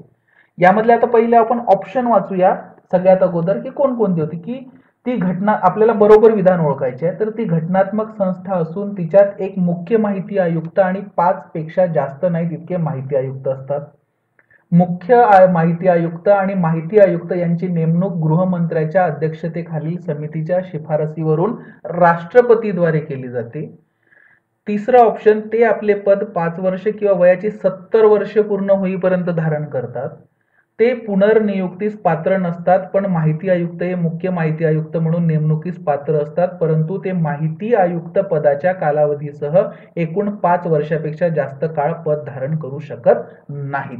इथे आपल्याला 4 ऑप्शन दिलेले, असं म्हटलेलं नाही की यामधील कोणकोणते बरोबर आहे, इथं फक्त एकच बरोबर असणार, हे आपल्याला माहिती आहे, एकच बरोबर आहे, बाकी 3 इथले रॉंग असणार, हे लक्षात आहे. तर आता इथं सगळ्यात पहिला शब्द येतो ही घटनात्मक संस्था असून. सगळ्यात अगोदर नाही का आपण एक कन्सेप्ट क्लिअर करून घेऊया लेक्चरच्या मार्फतच आता, की घटनात्मक संस्था म्हणजे काय नेमकं. घटनात्मक 3 प्रकारचे येतात ना, एक घटनात्मक संस्था येते, एक असंविधानिक संस्था येते म्हणजे संविधानिक संस्था, असंविधानिक संस्था, आणि एक येते आपली वैधानिक संस्था. तर संविधानिक संस्था म्हणजे काय असते, की अशा संस्था ज्यांचा उल्लेख भारतीय संविधानात नमूद आहे, ज्याला आपण कॉन्स्टिट्यूशनल बॉडीज असे सुद्धा म्हणतो. मग त्या कोणकोणत्या कॉन्स्टिट्यूशनल बॉडीज, निवडणूक आयोग आहे, संघ लोकसेवा आयोग आहे, राज्य लोकसेवा आयोग आहे, वित्त आयोग, अनुसूचित जातीसाठी राष्ट्रीय आयोग, अनुसूचित जमातीसाठी राष्ट्रीय आयोग, भाषिक अल्पसंख्याकासाठी विशेष अधिकारी, भारताचा महालेखा परीक्षक, भारताचा महान्यायवादी आणि राज्याचा महाधिवक्ता. हे घटनात्मक संस्था आहे, हे लक्षात ठेवा. ठीक आहे. इथे नाव आलं का कुठे केंद्रीय माहिती आयोग, नाही आलं, पहिला ऑप्शन तिथेच फिनिश होऊन जातं. ते हे घटनात्मक संस्था असून पुढचं वाचण्याची सुद्धा गरज राहत नाही, किती मेंबर होते का काय होते. आपण काय करेल हे पाहणार आणि अरे मेंबर, आपण या जे ऑप्शन दिलेला त्यामध्ये कन्फ्युजन हेच आहे, एक माहिती आयुक्त आणि 5 पेक्षा जास्त नाहीत इतके. इथे आपण गोंधळून जातो, नाही ही घटनात्मक संस्थाच नाहीये, पहिला ऑप्शन सरळच कट होऊन जातो. ठीक आहे. आता आपण बघूया असंविधानिक संस्था म्हणजे काय. तर असंविधानिक संस्था म्हणजे अशा संस्था ज्यांचा उल्लेख भारतीय संविधानात नमूद नाही, ज्याला आपण नॉन कॉन्स्टिट्युशनल बॉडीज असे सुद्धा म्हणतो आणि कधी कधी एक्स्ट्रा कॉन्स्टिट्युशनल बॉडीज असे सुद्धा म्हणतो त्याला. बरोबर आहे. घटना बाह्य संस्था, मग त्या कोणकोणत्या, नीती आयोग आहे, राष्ट्रीय मानवी हक्क आयोग आहे, बरोबर आहे, राज्य मानवी आयोग आहेत, ठीक आहे, केंद्रीय माहिती आयोग, राज्य माहिती आयोग, केंद्रीय दक्षता आयोग, केंद्रीय अन्वेषण विभाग, लोकपाल आणि लोकायुक्त आहेत. ठीक आहे. नंतर येतं आपलं वैधानिक संस्था. जर अशी एखादी संस्था एखाद्या खास कायद्याअंतर्गत निर्माण झालेली असेल तर तिला वैधानिक संस्था असे म्हटल्या जाते. बरोबर आहे. वैधानिक संस्था म्हटल्या जाते त्याला. कडे परत जाऊया. सगळ्यात महत्वाचं, केंद्र सरकारने 2005 मध्ये केंद्रीय माहिती आयोगाची स्थापना केली होती. कधी? 2005 मध्ये. आणि माहिती अधिकार अधिनियम 2005च्या तरतुदीनुसार मग अधिकृत राजपत्रात्मक सूचना जारी केल्या गेली आणि आयोगाची या स्थापना केल्या गेली. बरोबर आहे. म्हणजे राजपत्रात सूचना जारी करून आयोगाची स्थापना करण्यात आली, त्यामुळे ही घटनात्मक संस्था नाही. पहिला ऑप्शन इथेच कट होऊन जाते, ती घटनात्मक संस्था ना असून लिहिलेलं आहे. खतम झाला. आता पुढचं जर माहिती घ्यायचीच राहिली, आपल्याला कन्सेप्टच जर क्लिअर करायचा आहे, तर इथे काय दिलेलं आहे, एक मुख्य माहिती आयुक्त आणि 5 पेक्षा जास्त नाहीत इतके, बरोबर आहे, माहिती आयुक्त. तर आपल्या माहितीसाठी तुम्हाला सांगतोय की आयोगाचे मुख्य माहिती आयुक्त आणि जास्तीत जास्त 10 माहिती आयुक्त असतात. त्यांनी ती अगोदरची आहे. सुरुवातीला आयोगाच्या स्थापनेच्या वेळी आयोगात मुख्य आयुक्त धरून 5 आयुक्त होते. नंतर मग सरकारने आयोग अधिक सामर्थ्यवान झाला पाहिजे, बरोबर आहे, मग त्यासाठी त्यांनी मुख्य माहिती आयुक्त प्रमुखपदी आणि 8 आयुक्त असं त्यांनी मग ते हे बनवलं, बरोबर आहे. आणि त्यानुसार आता सध्या जर पाहिलं तर आयोगामध्ये मुख्य माहिती आयुक्त आणि जास्तीत जास्त 10 माहिती आयुक्त असतात. हे राहील लक्षात. म्हणजे पहिलं ऑप्शन आपलं चाललं गेलं. सेकंड ऑप्शन आहे आता की मुख्य माहिती आयुक्त आणि माहिती आयुक्त यांची नेमणूक गृहमंत्र्याच्या अध्यक्षतेखालील समितीच्या शिफारसीद्वारे राष्ट्रपतीद्वारे केली जाते, शिफारसीवरून, बरोबर आहे. पण एक आता परत इथे सांगतो तुम्हाला की पंतप्रधानाच्या अध्यक्षतेखालील लोकसभेतील जे काही विरोधी पक्ष नेते असतात आणि पंतप्रधानाने नेमलेले जे काही केंद्रीय कॅबिनेट मंत्री आहे यांची जी समिती आहे, कोणाकोणाची, पंतप्रधानाच्या अध्यक्षतेखालील लोकसभेतील विरोधी पक्षनेता आणि पंतप्रधानानेच नेमलेले केंद्रीय कॅबिनेट मंत्री यांच्या समिती जी आहे त्याच्या शिफारसीनुसार मग राष्ट्रपती त्यांची नियुक्ती करतो, बरोबर आहे सुद्धा. आणि त्यामध्ये सुद्धा एक गोष्ट माहिती करायची की जर समजा आता लोकसभेत विरोधी पक्ष नेता नाहीच आहे, त्यावेळी मग लोकसभेतील जे काही विरोधी पक्ष आहे त्यामध्ये सर्वात मोठा जो विरोधी पक्ष असेल, जो सर्वात मोठा गट आहे, त्याचा मग एक नेता घेतात आणि त्याला विरोधी पक्ष नेता म्हणून समजण्यात येते. ठीक आहे. म्हणजे हे सरळ सरळ सेकंड पण आपलं ऑप्शन चुकीचं आहे. इथे आपल्याला बरोबर शोधायचं आणि एकच बरोबर आहे असायला पाहिजे. तिसरं ते म्हणतात की ते आपले पद जे आहे ते 5 वर्ष किंवा वयाची 70 वर्ष पूर्ण होईपर्यंत धारण करतात. 70 वर्ष तुम्हाला दिसलंय का कुठे कधी कोणाच्या याच्यामध्ये जास्तीत जास्त दुसऱ्या काही कोणाचे जे पद आहे तिथे 70 वर्ष दिसलेलं आहे का? आपल्याला कुठेही दिसलेलं नाही आहे. ठीक आहे. त्यामुळं हे सरळ सरळ ऑप्शन कटच होऊन जाते. ठीक आहे. म्हणजे इथं 5 वर्ष दिलेली आहे, चल इट्स ओके, ते समजून घेऊया. पण वयाची 70 वर्ष होईपर्यंत म्हटलेलं आहे, तर त्यासाठी मग आपल्याला माहिती पाहिजे की मुख्य माहिती आयुक्त आणि जे माहिती आयुक्त आहे यांचा कार्यकाल जो आहे तो 5 वर्ष किंवा वयाची 65 वर्षे पूर्ण होईपर्यंत हे जे काही अगोदर होईल त्यानुसार त्यांची नाही का ते त्यांचा कार्यकाल असतो. म्हणजे हा पण रॉंग होऊन जातो, बरोबर आहे. आणि हे ते फेरनियुक्तीसाठी पात्र नसतात, हे लक्षात ठेवा, बरोबर आहे. ते फेरनियुक्तीसाठी पात्र नसतात. इथे 3च्या 3 रॉंग झाले. ऑब्वियस आहे, चौथाच आहे. ऑब्वियस आहे ना, चौथाच ऑप्शन आहे आपला आणि तेच आन्सर आहे. परंतु ते पण आपण समजून घेऊया. परंतु आता फेरनियुक्तीसाठी पात्र नाही आहेत आणि ते व्यवस्थित वाचायचं आहे ते. आता इथे काय म्हटलेलं आहे की माहिती आयुक्त हा मुख्य माहिती आयुक्ताच्या पदासाठी पात्र असतो. ठीक आहे ना. हे म्हणजे आता आहे, हे सरळ सरळच आहे. तो पात्र असतो, पण त्याचे जो काही माहिती आयुक्त पदावरील कार्यकाल आहे तो धरून एकूण कार्यकाल त्याचा 5 वर्षापेक्षा जास्त असू शकत नाही. एकूण कार्यकाल 5 वर्षापेक्षा जास्त असू शकत नाही, 5च वर्ष असणार. म्हणजे जर समजा त्याने जर त्याचे माहिती आयुक्त म्हणून त्यांना 3 वर्ष काम जर केलेले असेल, तर मग मुख्य माहिती आयुक्त जर तो जर झाला तर जास्तीत जास्त त्याला 2 वर्ष काम करता येते, म्हणजे 5 वर्षाच्या वर जातच नाही. 5 इथं बरोबर आहे तिसऱ्या ऑप्शन मध्ये सुद्धा, पण 70 तिथं रॉंग होतं. म्हणजेच ते चौथं जे ऑप्शन आहे आपलं की ते पुनर्नियुक्तीस पात्र नसतात, पण माहिती आयुक्त मुख्य माहिती आयुक्त म्हणून नेमणुकीस पात्र असतात, परंतु ते माहिती आयुक्त पदाच्या कालावधीसह एकूण 5 वर्षापेक्षा जास्त काळ पद धारण करू शकत नाही.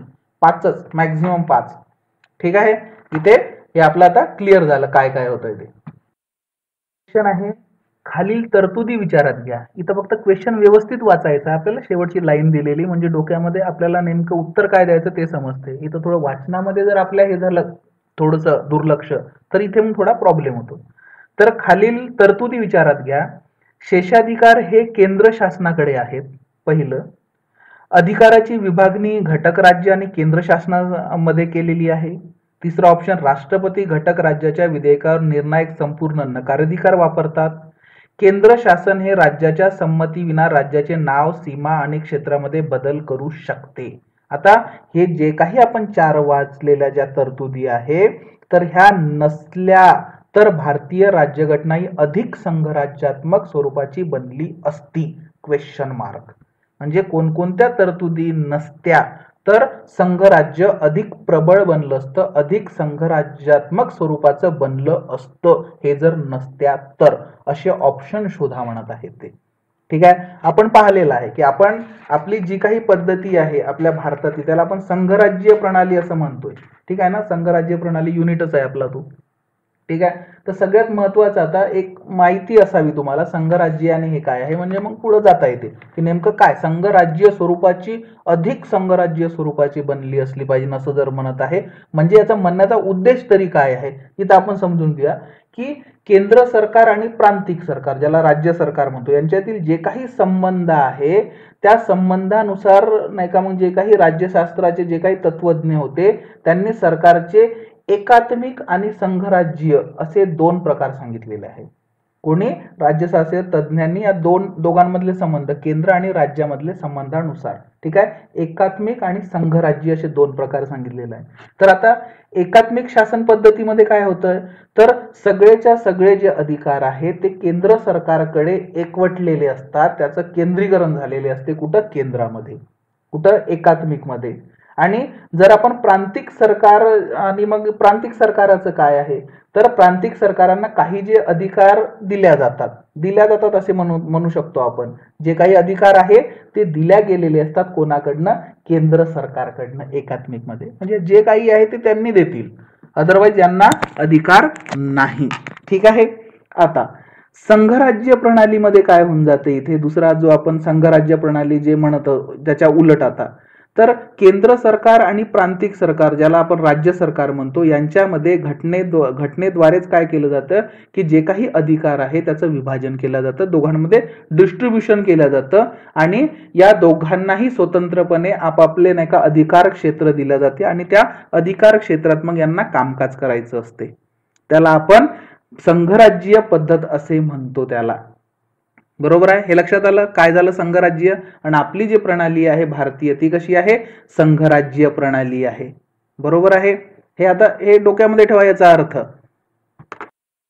राज्य प्रणालीमध्ये कोणकोणते आणखी नाही का आपल्याला हे दिसून येतात देश तर अमेरिका आहे, स्वित्झर्लंड आहे, Australia, Canada, Russia, Brazil, Argentina यामध्ये संघराज्य प्रकारचे आपल्याला सरकार दिसून येते. आणि एकात्मिक जर पाहिले तर ब्रिटन, फ्रान्स, जपान, चीन, इटली, बेल्जियम, नॉर्वे आहे, स्वीडन आहे, स्पेन यामध्ये एकात्मिक प्रकारची आपल्याला दिसून येते. आता संघराज्य जी काही पद्धती आहे त्या पद्धतीमध्ये केंद्र सरकार जे आहे त्याला संघराज्य सरकार असंही म्हटल्या जाते किंवा त्याला राष्ट्रीय सरकारही म्हटल्या जाते आणि प्रांतिक सरकारला राज्य सरकार किंवा प्रांतिक सरकार असं म्हटल्या जाते. हे लक्षात ठेवा. हे लक्षात आलं. इथे आणखी एक शब्द आपल्याला मिळतो फेडरेशन. बरोबर ना, फेडरेशन इंग्लिशमध्ये आपण बोलतोय. तर त्याचा अर्थ काय आहे तर करार किंवा सहमती करणे. म्हणजे राज्यातील सहमतीनुसार किंवा करारानुसार संघराज्य हे नवे राज्य स्थापन होते. करारानुसार. म्हणजे दोघांनाही अधिकार म्हणजे ऑलमोस्ट आहेत. हे आपल्या म्हणजे एवढं भाष्य करण्याचं हे काय आहे, एवढं समजावण्याचं की एक संघराज्य शब्दाला एवढं काय सांगत आहात सर, एक्सटेंड करत हा लेक्चर नाही. तर याला आपण समजावून घेतो की नेमकं काय संघराज्य. ठीक आहे ना. म्हणजे इथं जो शब्द आहे की अधिक प्रबळ संघराज्यात्मक स्वरूपाची बनली पाहिजे होती, म्हणजे बनली असती, तर मग ते समजायला पाहिजे की दोघांमध्ये चांगले अधिकार डिस्ट्रीब्यूट जरी झालेले आहे तर प्रत्येकाला अधिकार क्षेत्र बरोबर आहे. कोणीही वरचढ नाही, कोणी खाली नाही, बरोबर. कोणी कोणावर रुलिंग करू शकत नाही. जेव्हा संघराज्याला सुद्धा त्याचे अधिकार क्षेत्र आणि अधिकार चांगल्या प्रकारे मिळतील तेव्हा अधिक संघराज्यात्मक स्वरूपाची ते बनलेले असणार. आता आपण एका एका पॉइंटकडे जाऊ. शेषाधिकार हे केंद्र शासनाकडे आहेत.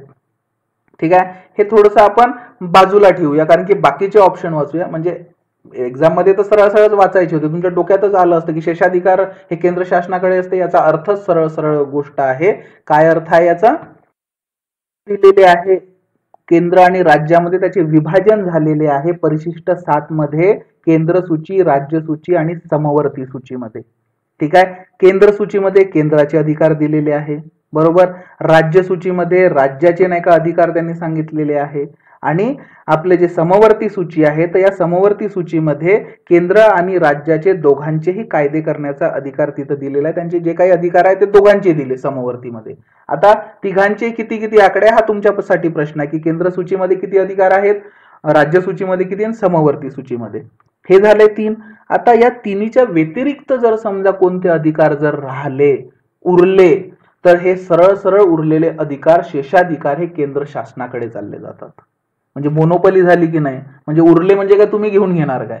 ठीक आहे ना. म्हणजे डिस्ट्रीब्युशन झालंय आणि जे काही उरलंय मग तो जास्त उरवेल ना काहीतरी, कारण की आदेशही ते देणार. केंद्रातूनच भरपूर साऱ्या घडामोडी घडतात दिल्लीतून, बरोबर आहे. मग तो उरलेलं सगळंच घेऊन घेणार आणि जास्तच उरवेल तर तो. ठीक आहे ना. मग ते झालंच ना. हेही चुकीची गोष्ट झाली ना. म्हणजे संघराज्यावर कुठंतरी दबाव आला, म्हणजे हा पॉइंट होऊ शकतो आपला, हा पॉइंट होऊ शकतो. ठीक आहे ना. कारण की संघराज्यात्मक अधिक म्हणजे अधिक संघराज्यात्मक स्वरूपाची जर बनाची असेल तर जे उरलेलं आहे त्यालाही डिस्ट्रीब्यूट करा. म्हणजे कशाला असं हे ठेवता, किंवा मग दोघांनाही ठेवा. सरळ सरळ यांना शेषाधिकार थोडी द्यायचा केंद्र शासनाला. म्हणजे हे सुद्धा कुठेतरी येऊन पॉइंट येऊन जातं. हे थोडं तर्कबुद्धीचं आहे हा या क्वेश्चनचे जे काही आन्सर आहे ते. ठीक आहे. हे झालं. आता अधिकाराची विभागणी घटक राज्य आणि केंद्र शासनामध्ये केलेली आहे. आता केलेली आहे, यामध्ये तर काही हे नाही ना, दोघांमध्ये डिस्ट्रीब्यूट केलेलं आहे, यामध्ये काही म्हणू शकतो का आपण, नाही. नंतर बघूया कोणकोणते पॉइंट येतात तर. ठीक आहे. तिसरं आहे राष्ट्रपती घटक राज्याच्या विधेयकावर निर्णायक संपूर्ण नकाराधिकार वापरतात. इथं म्हणजे थोडंफार अन्यायाप्रमाणेच आहे की राष्ट्रपती घटक राज्याचा जो काही विधेयक आहे त्या विधेयकावर निर्णायक जे आहे ते संपूर्ण नकाराधिकार आपल्याला वापरलेला दिसतं राज्य विधेयकाबाबत. म्हणजेच काय होतं की राज्य विधिमंडळाने जर एखादा जे काही विधेयक आहे ते संमत केलं, बरोबर आहे, आणि हे विधेयक राज्यपालाने काय केलं की राष्ट्रपतीच्या विचारार्थ राखून ठेवलं. एखादं संमत केल्यानंतर राज्य विधिमंडळाने, तो अधिकार आहे राज्यपालाला. मग आता त्याने तो विचारार्थ राखून जर ठेवला तर पहिल्यांदाच नाही तर दुसऱ्यांदाही राष्ट्रपती अशा विधेयकांना मान्यता राखून ठेवू शकतो. ठीक आहे ना. म्हणजे तो रोखून ठेवू शकत आहे. हे आपल्या राज्याचे नाही का हे पूर्ण विधेयक, त्याच्यावर बंधन नाही आहे. म्हणजेच काय तर राष्ट्रपतीला त्या राज्याच्या विधेयकाबाबत निरंकुश नकार अधिकार दिलेला आहे. म्हणजे निलंबनाचा अधिकार, नकार अधिकार नाही, पण निरंकुश नकार अधिकार दिलेला आहे, किती पण होल्ड करा. ठीक आहे. पण म्हणजे यामुळे काय होऊन गेलं की कुठंतरी दबाव आला ना त्यांच्यावर. आणि हे राष्ट्रपती शेवटी काय आहे की केंद्रानुसार चालत राहतात, राज्यपाल, राष्ट्रपती. ठीक आहे. म्हणजे कुठंतरी दबाव आलाय ना यांच्यावर, आपल्या राज्यावर. म्हणजे थोडंफार म्हणजे आपण इथं काय समजूया की इनडायरेक्टली असं म्हणता येत नाही अन्याय वगैरे, पण इथं आपल्याला बघायचं आहे ना संघराज्यावर थोडंफार दबाव किंवा काहीतरी त्यांना डावलल्या जात आहे. तर हे कोणत्या पॉईंटमध्ये दिसत आहे डावलल्या गेलेलं, तर पहिल्या पॉईंटमध्ये दिसलं, दुसऱ्या पॉईंटमध्ये तर सरळ सरळ सांगितलं त्यांनी की चला ठीक आहे होऊ शकते ना दोघात विभागणी. तिसऱ्यामध्ये दिसून येत आहे नकार अधिकार आहे, किती पण होल्ड करू शकत आहे. असा कसा अधिकार दिला त्यांना पूर्णपणे होल्ड करायचा, काही तरतूद काढा. ठीक आहे. हा तिसरा. आता चौथा पॉइंट काय येते की केंद्र शासन हे राज्याच्या संमतीविना राज्याचे नाव, सीमा आणि क्षेत्रामध्ये बदल करू शकते. कोण? केंद्र शासन. सरळ सरळ त्याला अधिकार दिलेला आहे त्याच्या सीमा वगैरे आखण्याचा. म्हणू शकतो ना आपला संघ तर आहे पण विनाशी राज्यांचा म्हणजे भारतीय संघराज्य जे आहे ते विनाशी राज्यांचा अविनाशी संघ आहे. ठीक आहे ना. म्हणजे संघ अविनाश होत नाही, परंतु त्याचे राज्य जे आहे ते विनाशी आहे. म्हणजेच काय, तर इतर जे काही संघ राज्य आहे त्याचप्रमाणे भारतातील जे काही राज्य आहे त्या राज्यांना प्रादेशिक अखंडतेचा अधिकार आपल्याला दिसून पडत नाही. प्रादेशिक अखंडतेचा म्हणजेच काय, संसद नाही का आपल्या मनाने एकतर्फी नाही का काहीतरी कृती करतील आणि कोणत्याही राज्याचे क्षेत्र असेल, सीमा असेल किंवा त्याचे नाव असेल हे सरळ सरळ बदलू शकते. त्याचे एक्झाम्पल आपण पाहिलेले आहे. ठीक आहे. म्हणजे इथं सरळ सरळ बदलू शकत आहे आणि यासाठी फक्त आणि फक्त साध्या बहुमताची आवश्यकता असते, विशेष बहुमताची आवश्यकता सुद्धा नाही आहे. म्हणजे राज्याला परत कुठेतरी डावलल्या जात आहे. केंद्र शासनाकडे अधिकार आपल्याला इथे दिसून पडत आहे. ठीक आहे. म्हणजे इथे जर आपण ऑप्शन जर पाहिले आता की संघ राज्यावर नाही का कोणाकोण हे करत आहे. ठीक आहे. वरील सर्व तर म्हणू शकणार नाही आपण, म्हणजे तो ऑप्शन कटला. फक्त ए म्हणू शकणार नाही, बाकीचे पण दिसत आहे आपल्याला. आता हे बीसीडी जर पाहाला 3 नंबरचा, तर बी काय एक नॉर्मल त्यांनी सांगितलंय ना की अधिकाराची विभागणी घटक राज्य आणि केंद्र शासनामध्ये केली आहे. अरे केलेली आहे, स्पेसिफिक शब्द सांगितला. बाकीचे जे 3 आहे म्हणजे एसीडी, याचं उत्तर होते 2 नंबर. इथं कुठेतरी डावलल्यासारखं तिथे वाटत आहे. क्वेश्चन आहे, खालील विधानापैकी कोणते विधान बरोबर नाही, आणि 4 ऑप्शन दिलेले आहे, म्हणजे एक त्यामधलं रॉंग आहे, बाकी 3 त्यातले बरोबर आहेत. ठीक आहे. इथे कोणकोणते आहे, अनुच्छेद 200 अन्वये राज्यपाल विधेयक राष्ट्रपतीच्या विचारार्थ राखून ठेवू शकतात. दुसरं, राष्ट्रपती विधेयक पुनर्विचारासाठी राज्य विधिमंडळाकडे परत पाठवण्यास राज्यपालास निर्देश देऊ शकतात. जर ते विधेयक राज्य विधिमंडळाने पुन्हा दुरुस्तीसह अथवा दुरुस्तीशिवाय मंजूर करून पुन्हा राष्ट्रपतीकडे जर सादर केले तर त्यास मंजुरी देणे राष्ट्रपतीवर बंधनकारक असते.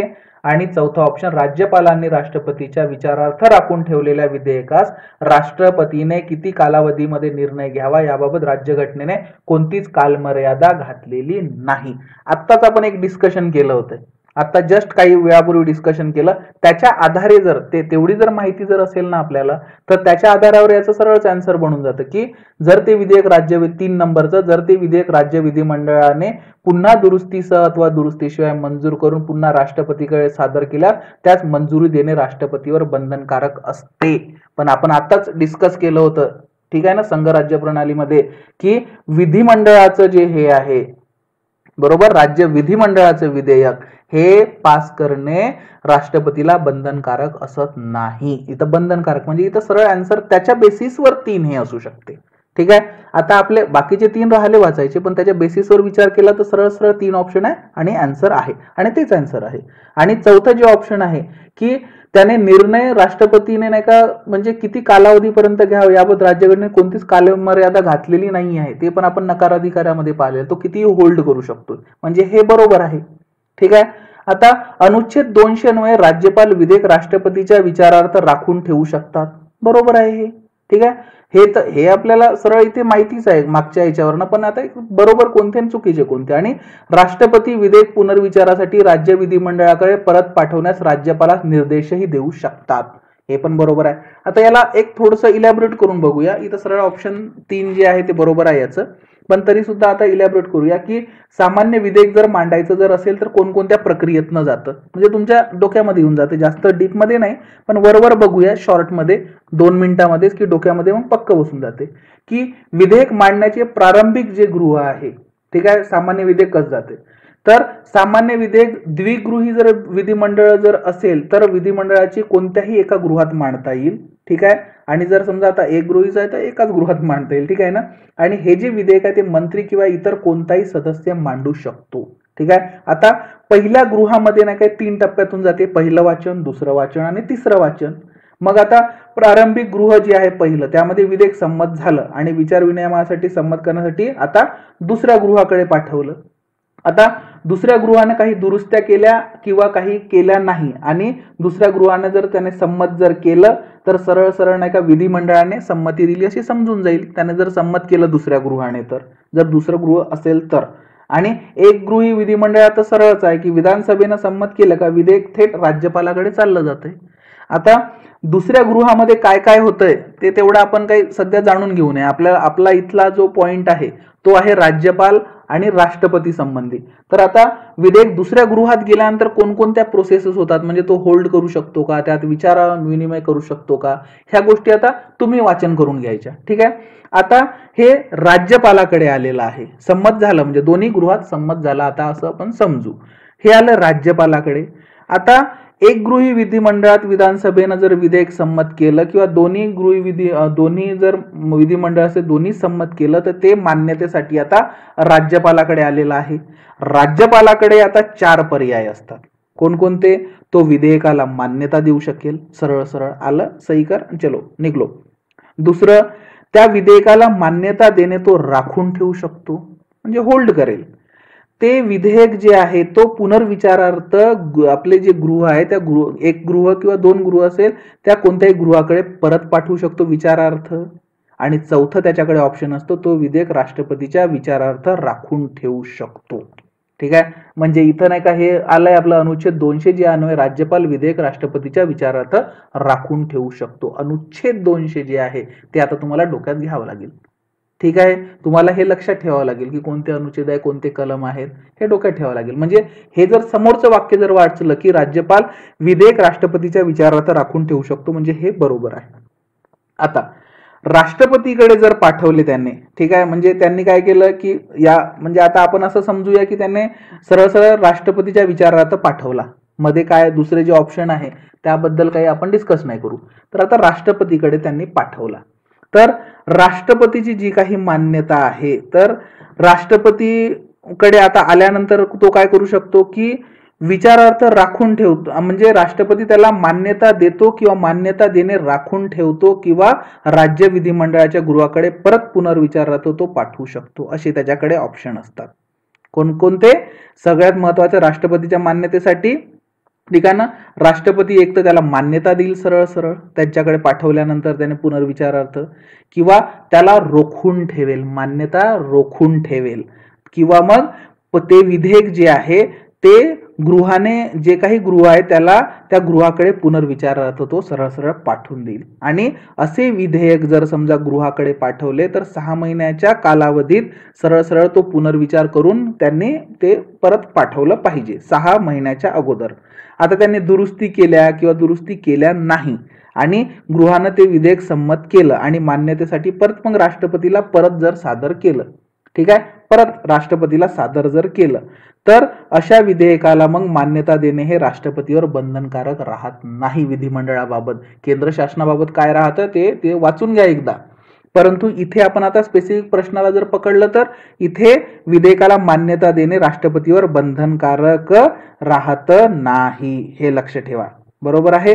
आणि परत आता याला आता जी मान्यता द्यायची आहे ती आता किती दिवसापर्यंत होल्ड करायचं, त्याला किती दिवसापर्यंत नाही का आता मान्यता त्याची होल्ड करायची, हे सुद्धा राज्यघटनेमध्ये स्पष्ट कालमर्यादा त्यांनी दिलेली नाही आहे.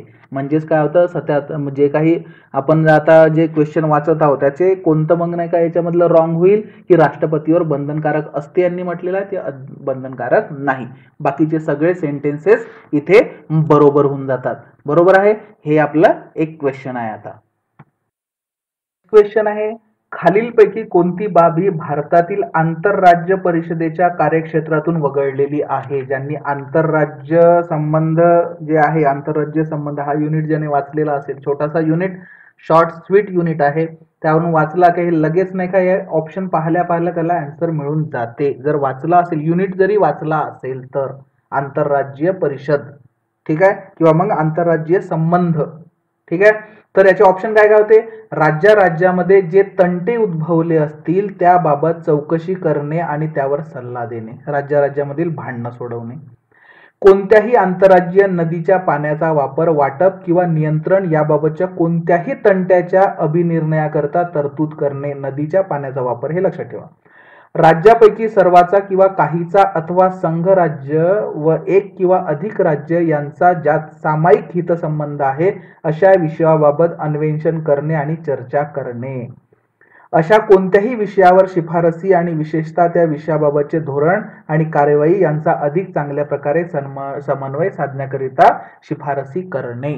ठीक आहे, हे 4 वाचले की डायरेक्ट आन्सर लक्षात यायला पाहिजे होतं, जर आपण आंतरराज्य संबंध वाचले असेल तर. भारतीय संघराज्य प्रणालीमध्ये जर समजा यशस्वी कामकाज जर करायचं असेल तर केंद्र आणि राज्य याच्यामधले जे काही संबंध आहे ते चांगल्या प्रकारे सहकार्याचे असावे आणि त्यानुसार चांगल्या प्रकारे म्हणजे सहकार्यावर पण अवलंबून असले पाहिजे, तेव्हा चांगलं राहील. म्हणजे डिस्प्यूट होणार नाही, भांडणं होणार नाही, चांगले संबंध असेल तर चांगली गोष्ट आहे. केंद्र आणि राज्यामध्ये केंद्र सूची राज्य सूची आहे, नंतर मग शेवटी मग ते दबाव पाडतील राज्यपालामार्फत राष्ट्रपती मार्फत, ठीक आहे ना. तर त्याच प्रकारे राज्यामध्ये सुद्धा नाही का चांगल्या प्रकारे संबंध असलं पाहिजे आणि सहकार्य असलं पाहिजे, म्हणजे त्यामध्ये विवाद घडणार नाही. जसं महाराष्ट्र कर्नाटक आहे, ठीक आहे, बेळगावसाठी, ठीक आहे. परत नाही का तिकडे आपलं कोण आणखी बाकी राज्यांचे पाण्यासाठी नदीच्या पाण्यासाठी भरपूर सारे नाही का डिस्प्यूट सुरू राहतात, हे आपल्याला माहिती आहे. जलविवाद जे म्हणतो आपण आंतरराज्यीय जलविवाद ते येणारच आहे, ते आपण सांगणारच आहोत त्या बाबतीत सुद्धा. तर हे सगळ्या गोष्टी मग लक्षात ठेवले, चांगले संबंध राज्यामधले जर असले तर हे सलोख्याचे संबंध राज्यघटनेमध्ये त्यांनी मग तरतुदी केलेल्या त्यासाठी. म्हणजे मग एक आहे आंतरराज्यीय जलविवादाचा निवाडा करणे, सुरुवातीला होता, यामध्ये आता चेंजेस आहे. आंतरराज्य परिषदेद्वारा समन्वय साधणे आहे त्यांच्यामध्ये. सार्वजनिक कृती असतील, नोंदी असतील, न्यायिक कामकाज आहे, यांना परस्परांनी मान्यता देणे आहे. आंतरराज्यीय व्यापार असेल, वाणिज्य व्यवहार आहे, स्वातंत्र्य आहे, ठीक आहे. याच्या व्यतिरिक्त मग आंतरराज्यीय सहकार्य आहे आणि समन्वय यांना सुद्धा चालना देण्यासाठी संसदेनं विभागीय परिषदांची स्थापना केलेली आहे. यामध्ये सगळे पॉइंट इथे कव्हर होऊन जातात. युनिट जर वाचलं तर फक्त आपल्याला एक लक्षात ठेवावं लागेल, 2019 मध्ये काय झालं होतं तर प्रधानमंत्री यांच्या अध्यक्षतेखाली केंद्रीय मंत्रिमंडळ जे आहे त्यांनी आंतरराज्यीय नदी जे आहे, आंतरराज्यीय जलविवाद म्हणजेच आंतरराज्य जे काही पाणी आणि नदी घाटीच्या संबंधित जे काही विवाद असतील त्याचे न्यायिक निर्णय देण्यासाठी आंतरराज्यीय नदी जलविवाद संशोधन विधेयक संमत केलं गेलं, म्हणजेच interstate river water dispute amendment bill 2019, आणि त्याला मंजुरी सुद्धा मिळाली आणि यामधून ते वेगळं निघालं, ठीक आहे. हे स्पेशल केलं त्यांनी, हे स्पेशल केलं म्हणजे इथं सरळ सरळ आहे की सेकंड नंबरचं जे आहे ते वगळलेलं आहे. प्रश्न तो आहे वगळलं कोणतं, तर कोणत्याही राज्यातील नदीच्या पाण्याचा वापर, वाटप किंवा नियंत्रण याबाबतच्या कोणत्याही तंट्याच्या अभिनिर्णयाकरता तरतूद करणे, हे तिथनं काढून टाकलेलं आहे. हे जे आंतरराज्यीय जलविवाद आहे ते 262 कलम जे आहे राज्यघटनेमध्ये त्यानुसार नाही का या जे काही जलविवाद होतील त्याच्या निवाड्याची तरतूद केल्या गेली होती आणि त्यामध्ये 2 तरतुदी होत्या, ठीक आहे ना. 2 तरतुदी होत्या. एक तर आंतरराज्यीय नद्या आणि नदीखोरे यांच्या वापराबाबत, वितरणाबाबत आणि त्यांच्या नियंत्रणाबाबत विवाद होत जे असतील, भांडणं होत असतील, तक्रारी होत असतील त्याबाबत निवाडा करणे आणि ह्या सगळ्या निवाड्यासाठी संसद कायदा करू शकते, ही पहिली. दुसरी तरतूद काय होती तर हे जे काही विवाद होतात, तक्रारी होतात, तर ह्या विवाद आणि तक्रारी सर्वोच्च न्यायालयाच्या तसेच इतर कोणत्याही न्यायालयाच्या अधिकार क्षेत्रात येणार नाही अशी सुद्धा तरतूद संसद करू शकते, म्हणजे त्यावर इंटरफरन्स करणार नाही. म्हणजे ज्या तरतुदीनुसार संसदेनं नदी मंडळ कायदा 1956 आणि आंतरराज्यीय जलविवाद कायदा 1956 हे 2 कायदे पारित केले होते. परंतु जो दुसरा जो आता कायदा आहे बरोबर आहे आंतरराज्यीय जलविवाद, तर ते interstate river water dispute amendment bill 2019 ला मंजुरी मिळाली आणि तो बाहेर पडला. बाकीचे आहेत ते तेवढं एक्सप्लेन करायची गरज नाही. तो आंतरराज्यीय संबंध जे आहे तो विषय वाचून घ्यायचा आणि सगळ्यात महत्वाचं यामध्ये हेही वाचावं लागेल की आतापर्यंत जे म्हणजे केंद्र सरकारनं जे काही आंतरराज्य जलविवाद न्यायाधिकरण आहे त्याची स्थापना केलेली आहे, तर ते किती आहे आतापर्यंत, त्याचं स्थापनेचं वर्ष आणि संबंधित राज्य कोणकोणती होती ते तुम्हाला माहिती असणे गरजेचं आहे आतापर्यंत न्यायाधिकरणांची. हे लक्षात ठेवा फक्त, म्हणजे डोक्यात असावं, याबाबत माहिती असावी. त्यासाठी बाकीच्या गोष्टी आहेत त्या तिथनं तुम्ही वाचून घ्यायच्या. इथे सरळ सरळ उत्तर आपलं होऊन जातं. सेकंड नंबरचं हे यांच्या कार्यक्षेत्रातून आंतरराज्य परिषदेच्या कार्यक्षेत्रातून वगळलेलं आहे, कोणत्या 2019च्या अमेंडमेंट बिलनुसार. हे लक्षात ठेवा. क्वेश्चन आहे खालीलपैकी कोणत्या जोड्या योग्य रीतीने जुळत नाही. यासाठी आपल्याला लक्षवेधी सूचना, स्थगन प्रस्ताव, हक्कभंग प्रस्ताव आणि हरकतीचा मुद्दा या गोष्टींचं चांगल्या प्रकारे आपल्याला माहिती पाहिजे.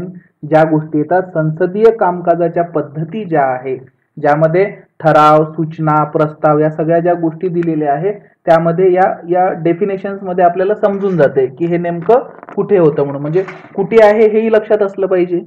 संसदेमध्ये होतं आणि संसदेमध्ये संसदीय कामकाजाच्या पद्धती यामध्ये या डेफिनेशन दिलेले आहे. तर एक एक आपण बघूया. खालीपैकी कोणत्या जोड्या योग्य रीतीने जुळत नाहीत म्हणते. कोणत्या जुळत नाही, जुळतात ते सोडून द्यायच्या. तर सगळ्यात अगोदर बघूया आपण लक्षवेधी सूचना. तर लक्षवेधी सूचना जुळते का बघूया इथे. म्हणजे इथे ऑप्शन तुम्ही एकदा बघून घ्या. असं खूप कन्फ्युजन असलं ना की खूप सारं हे आहे.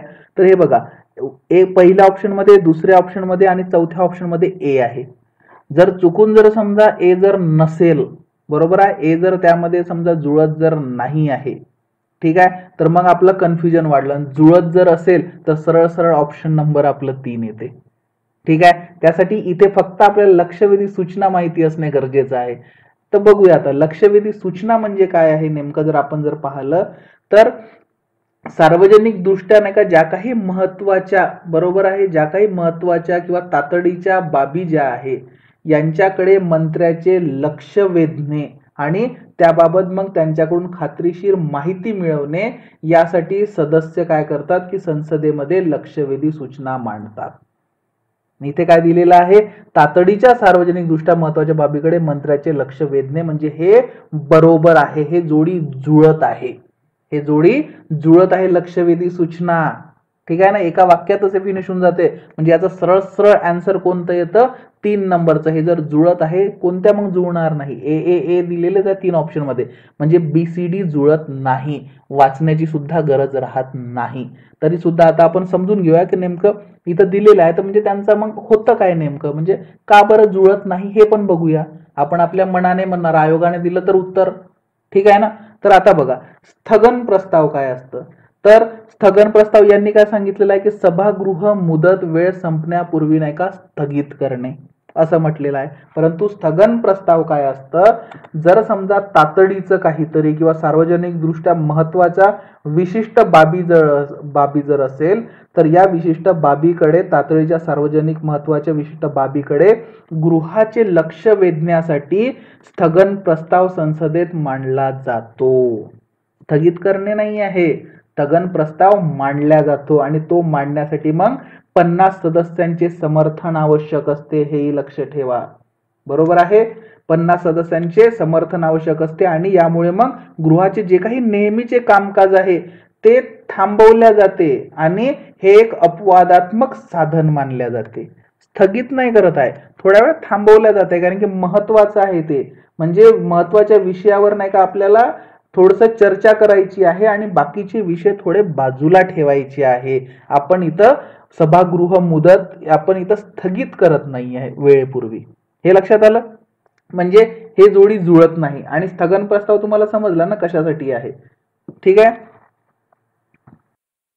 माहिती जर घ्यायचं असेल याबाबत तर हा जो स्थगन प्रस्ताव आहे तर हा एक अपवादात्मक नाही का साधन आहे आणि यावर मग नाही का सरकारनं टीका सुद्धा केलेली आहे. हा राज्यसभेत याचा वापर केला जात नाही सहसा, कारण की महत्वाचे जे पॉइंट आहे ते लोकसभेतच मांडले जातात, ठीक आहे.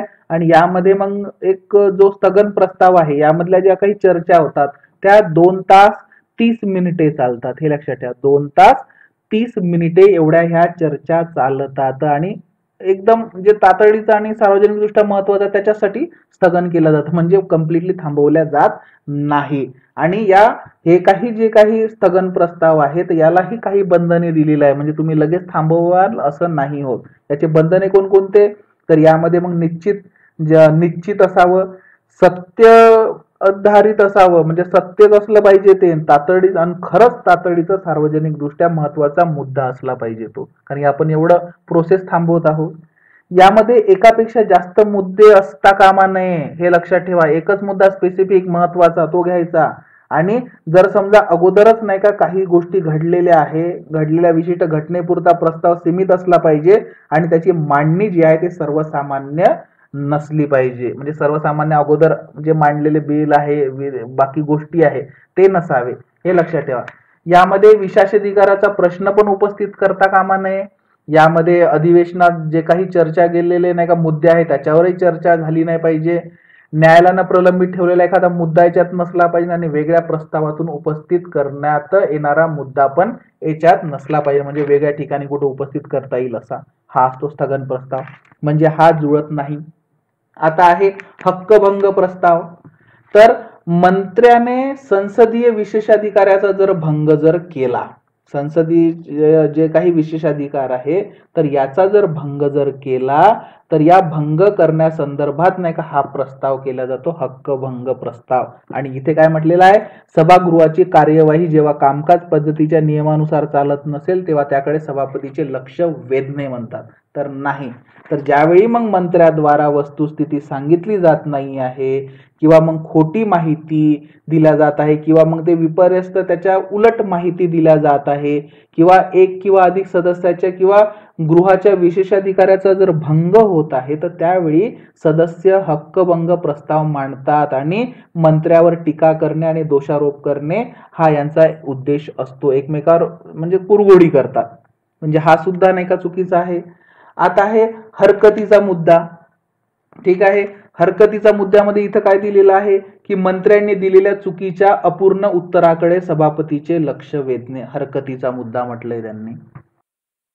जो काही आरडाओरड नाही का आपल्या संसदेमध्ये चालतोय की याने थोडंसं काहीतरी बोललं दोघं मग टाळ्या वाजवतात, ते टेबल वाजवतात, तर असं काहीही नाही.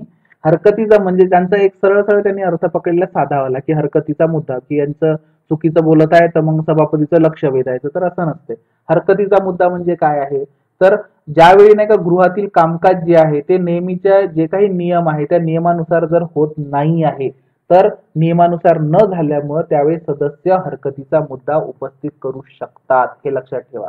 आणि जो काही हरकतीचा मुद्दा आहे तो गृहाच्या नियमाचा अर्थ लावणे किंवा मग त्याची अंमलबजावणी करणे या संबंधित असतो किंवा मग गृहाच्या कामकाजाचे नियमन करणाऱ्या घटनेतील जे काही कलम आहे त्याचा अर्थ लावणे आहे किंवा मग त्याची अंमलबजावणी करणे आहे या संबंधितच असला पाहिजे, बरोबर. आणि तो सभापतीच्या अधिकार क्षेत्रातील मुद्दा उपस्थित केला पाहिजे त्यांनी. ठीक आहे, म्हणजे नियमानुसार होत नाहीये तेव्हा. आणि पुढे जर आणखी माहिती करायची असेल तर सरकारवर जे काही नियंत्रण आहे ते नियंत्रण ठेवण्यासाठी जे काही विरोधी सदस्य आहे ते नेहमीच नाही का हरकतीचा मुद्दा उपस्थित करत असतात, जे काही ते नियमात बसत नाही आहे, असे करत आहे तसे करत आहे, आणि यामुळे भरपूरदा आपल्याला ते आरडाओरड दिसतो आणि गृहाचं जे काही कामकाज आहे ते प्रलंबित झालेलं सुद्धा दिसतं. आणि हा एक प्रकारचा अपवादात्मकच आहे. ठीक आहे, आणि या हरकतीच्या मुद्द्यांवर नाही का नॉर्मली चर्चा केल्या जात नाही. ठीक आहे, नियम आहेत मग ते यांच्या अधिकार क्षेत्रात येतात, कोणाच्या आपल्या कोणाच्या अधिकार, सभापतीच्या अधिकार क्षेत्रात येतात, त्यामुळे तिथल्या तिथे मग ते सॉल्व्ह केल्या जातात आणि ते त्यांना जे काही ऍक्शन करायची असेल ती ऍक्शन त्यांनी करतील. म्हणजे इथं सरळ सरळ आहे की मग एकच बरोबर आहे आपलं ए, सरळ समजूनच गेलं होतं, पण आता माहिती करून घेणं होतं नेमकं काय काय आहे, खरंच बरोबर आहे की नाही. त्यामुळं याचं कोणत्या कोणत्या जोड्या जुळत नाही आहे, तर BCD म्हणजेच 3 नंबर हे आपलं उत्तर राहील. आहे लोकसभेच्या सभापतीच्या स्थानासंबंधी खालील विधाने विचारात घ्या. हे सरळ आपल्याला युनिट माहिती असायला पाहिजे. संसदेमध्ये लोकसभेचा जो काही सभापती आहे त्याबाबत माहिती. ठीक आहे, सगळ्यात पहिला आहे त्याचे, आणि इथं सरळ सरळ बघूया. आता इथे त्यांनी ऑप्शन दिलेले आहे कोणते विधाने बरोबर आहेत त्याच्या बाबतीत. इथे 4 विधाने दिलेली आहे, त्यामधली बरोबर कोणकोणते विचारलं. सगळ्यात पहिला आहे त्याचे तिचे वेतन आणि भत्ते भारताच्या संचित निधीवर भारित केले जाते. दुसरा आहे त्याला तिला समान मत विभागणीशिवाय मत देता येत नाही.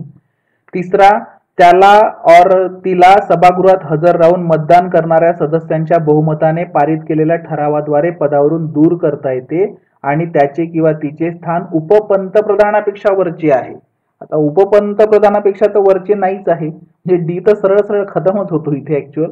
म्हणजे इथे दुसरं ऑप्शन आणि चौथा ऑप्शन हे हे इथनं कटच होऊन जातं, म्हणजे पहिला आणि तिसरंच ऑप्शन हे नॉमिनल एक आपण जे पॉलिटी वाचतो त्यावर नाही समजून जात आहे, त्यामुळं काही हे नाही. आणि त्याचा सिक्वेन्स जो आहे ते तुम्ही एकदा काढून घ्यायचा. हा तुमच्यासाठी प्रश्न आहे. आता स्टेटने तर विचारलेले आहे, पण सिक्वेन्स बघून घ्या. अशा प्रकारचे प्रश्न विचारले जात नाही, पण हे माहिती असावी. आता इथे विचारलंच ना त्यांनी, त्याचे स्थान उपपंतप्रधानापेक्षा वरचे आहे, तर काय होतंय हे पण आपल्याला तिथे समजून जातंय. ठीक आहे, तर सगळ्यात पहिले त्याचे वेतन जे आहे ते भत्ते, वेतन आणि भत्ते भारताच्या संचित निधीवर भारित केले जाते. हे बरोबर आहे की चूक आहे? तर त्याचे जे काही वेतन आणि भत्ते आहे ते संसदेद्वारे निश्चित केले असतात हे आपल्याला माहिती आहे, बरोबर. आणि संसदेच्या वार्षिक मतदानावर पण हे अवलंबून नसतात. जरी सुद्धा संसदेद्वारा निश्चित केले असले तरी वार्षिक मतदानावर अवलंबून नसते आणि हे भारताच्या संचित निधीतूनच दिले जातात, हे लक्षात ठेवा. म्हणजे पहिलं बरोबर आहे. आता समान मत विभागणीशिवाय मत देता येत नाही. समान मत, मग आता समान मताचा हा फंडा आहे तरी काय, तर जर समजा आता गृहामध्ये पहिल्या टप्प्यात मतदान जर होत असेल, पहिल्या दुसऱ्या टप्प्यात जे मतदान होते, तर पहिल्या टप्प्यात नाही का नॉर्मली ते मतदान करत नाही सभापती, ठीक आहे. पण आता जर समजा समान मत मिळाले दोघांनाही, एखाद्या विधेयकाचं हो आणि नाहीसाठी समान मत मिळाले, आता समान मत मिळाल्यानंतर मग आता निर्णय तर घेणे, मग निर्णायक मत देण्यासाठी म्हणजेच गृहामध्ये एखाद्या प्रश्नावर समान मत विभागणी जर झाली तर तिथे मतदानाचा अधिकार मग यांना असतो, बरोबर आहे. कोणाला? लोकसभेच्या सभापतीला. म्हणजे असं जे मत आहे त्याला आपण निर्णायक मत असे सुद्धा म्हणू शकतो किंवा मग त्याला कोंडी फोडणे, बरोबर आहे, हा त्याचा मागील उद्देशाने निर्णायक मत ते देऊ शकतात. म्हणजे हे सुद्धा बरोबर आहे. आता त्याला सभागृहात हजर राहून मतदान करणाऱ्या सदस्याच्या बहुमताने पारित केलेल्या ठरावाद्वारे पदावरून दूर करता येते, बरोबर आहे. कशाने? म्हणजे सभागृहात जे हजर आहे त्यांच्या मतदान करणाऱ्या सदस्याच्या बहुमताने असं म्हटलेलं आहे आणि त्यांनी केलेला जो पारित केलेला ठराव त्याद्वारे दूर करता येते. परंतु आपल्याला जर आता माहिती जर करायची असेल तर सामान्यतः काय होतं की सभापती जे आहे ते लोकसभेच्या कार्यकालापर्यंत त्यांच्या पदावर राहतात, पण काही 3 परिस्थितीमध्ये त्याला आपले पद मुदतीच्या अगोदर त्याला सोडावे लागते. सगळ्यात पहिलं लोकसभेचा सदस्य राहिला नाही तर, दुसरं म्हणजे उपसभापतीला त्याने राजीनामा जर दिला तर, आणि तिसरा म्हणजे लोकसभेच्या सर्व सदस्यांनी बहुमताने ठराव संमत करून त्याला पदावरून हटवले तर. पण असा ठराव 14 दिवसाची पूर्व सूचना देऊनच मांडता येते, हे लक्षात ठेवा, बरोबर. म्हणजे सरळ सरळ सदस्यांच्या बहुमताने पारित केलेला ठराव पदावरून दूर करता येत नाही, ठीक आहे. इथं हे लक्षात राहील तुमच्या. म्हणजेच आता हे झालं म्हणजे तिसरं रॉंग होऊन जाते, ठीक आहे. आणि आता तिचे उपपंतप्रधानाच्या वरचे स्थान आहे म्हणते तर ते तर नाहीच आहे. म्हणजे इथं सरळ सरळ काय होऊन जातं की बरोबर कोणकोणते आहे तर ए आणि बी म्हणजे तिसरं ऑप्शन आहे. आपण म्हणलेला डी नाही आहे म्हणजे सेकंड नंबरचं कटून जातंय, बरोबर आहे. आणि इथं वरील सर्व आपण म्हणू शकत नाही. आणि आता एबीसी मधले नाही का ए बी ऑलरेडी बरोबर आहे म्हणजे पहिलंही ऑप्शन नाही का हे होणार नाही, बरोबर आहे. पहिलं ऑप्शन जे आहे आता ए आणि बी म्हणजे थर्ड ऑप्शन हे इथे बरोबर राहणार, हे लक्षात ठेवा, ठीक आहे. आहे रिकामी जागा या परिस्थितीमुळे न्यायिक सक्रियतेला चालना मिळते, ठीक आहे. न्यायिक सक्रियता सुंदर असा युनिट आहे न्यायिक सक्रियता आणि चांगला आहे. जेव्हा आपण न्यायप्रणाली जेव्हा बघतोय, आपण सर्वोच्च न्यायालय पाहत आहोत, आपण नाही का कार्यप्रणाली जे काही मंडळ, विधिमंडळ आहे, कार्यकारी मंडळांचे कार्य पाहतोय काय काय आहेत, ठीक आहे. हे सगळ्या ज्या गोष्टी ज्या पाहतो तेव्हा एक न्यायिक सक्रियता त्याला अलाइन युनिट चांगल्या प्रकारे समजून घेणे महत्वाचं ठरते. कारण की इथे त्यांनी न्यायिक सक्रियतेचं जे काही एक्सप्लेनेशन केलेलं आहे किंवा माहिती दिलेली आहे ते आपल्या दैनंदिन जीवनामध्ये म्हणा किंवा ऑफिशियल जेव्हा अधिकारी बनू तेव्हा सुद्धा या गोष्टी कामी पडतात, माहिती असणे गरजेचं राहतंय. तर इथे आता न्यायिक सक्रियता पहिले आपण बघूया. याचे ऑप्शन पाहण्याच्या अगोदर काय बघू, यांनी सरळ सरळ म्हटलंय की न्यायिक सक्रियतेला चालना मिळते या गोष्टींमुळे. 4 ऑप्शन दिलेले आहे, त्या 4 मधले कोणकोणते आहेत सक्रियता म्हणजे हे होण्यासाठी, चालना मिळण्यासाठी ते आपल्याला सांगायचे. त्या 4 मधनं कोणकोणते आहेत, 4च्या 4ही असू शकतात, 1 असेल, 2 असेल, 3 असेल, ठीक आहे. तर अगोदर माहिती करूया न्यायिक सक्रियता म्हणजे काय होतं. तर न्यायिक सक्रियता म्हणजे काय आहे, तर जर समजा नागरिकाच्या हक्काचं जे काही संरक्षण आहे त्या संरक्षणासाठी आणि समाजामध्ये नाही का न्यायाला चालना देण्यासाठी न्याय संस्थेने एखाद्या वेळेस स्वतःहून पुढाकार जर घेतला आणि काम जर केले, कशासाठी, नागरिकाच्या हक्काच्या संरक्षणासाठी आणि समाजात न्यायाला चालना देण्यासाठी न्यायसंस्थेनं स्वतःहून पुढाकार घेऊन जर काम जर केलं तर त्याला न्यायिक सक्रियता असे म्हणतात. म्हणजेच काय, तर विधिमंडळ आणि कार्यकारी जे काही मंडळ आहे आपले, जे काही सरकारचे जे 2 पिल्लर आहे जे सरकार चालवते, तर हे दोन्ही घटक जर समजा आपले कर्तव्य जर पार पाडत नसेल ठीक आहे.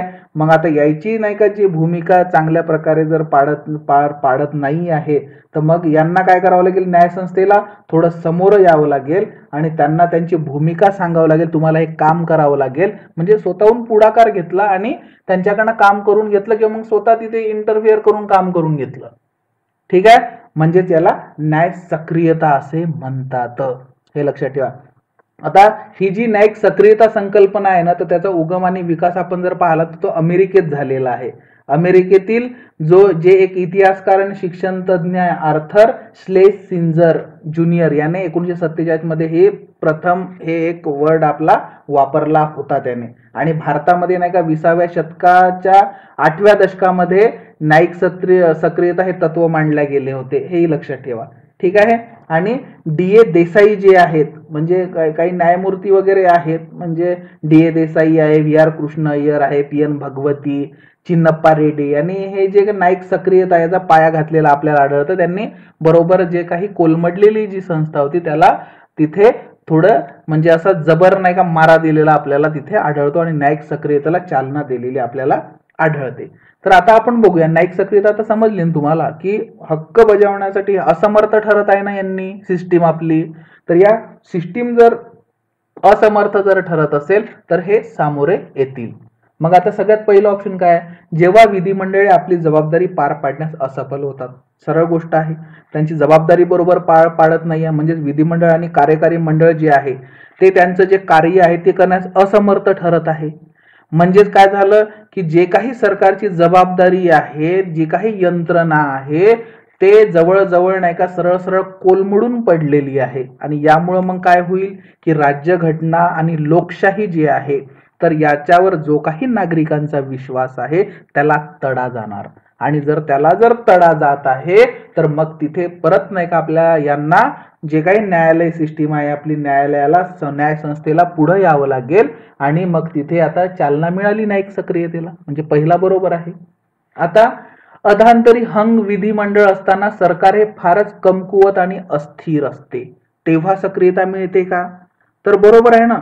जेव्हा आता विधिमंडळामध्ये त्रिशंकू आता परिस्थिती निर्माण जर झाली, बहुमत कोणाला मिळत नाही आहे, आता बहुमत जर कोणाला मिळत जर नाही आहे इथे, तर सरळ गोष्ट आहे आपापली नाही का भाकरी भाजण्यासाठी सगळे लोक हे राहणार. म्हणजे कोणी जात असेल, संप्रदाय असेल, गट असेल एखादा, कोणीही त्यांना दुखावणार नाही, त्यांच्या फेवरनं कोणी काही कामं करणार नाही.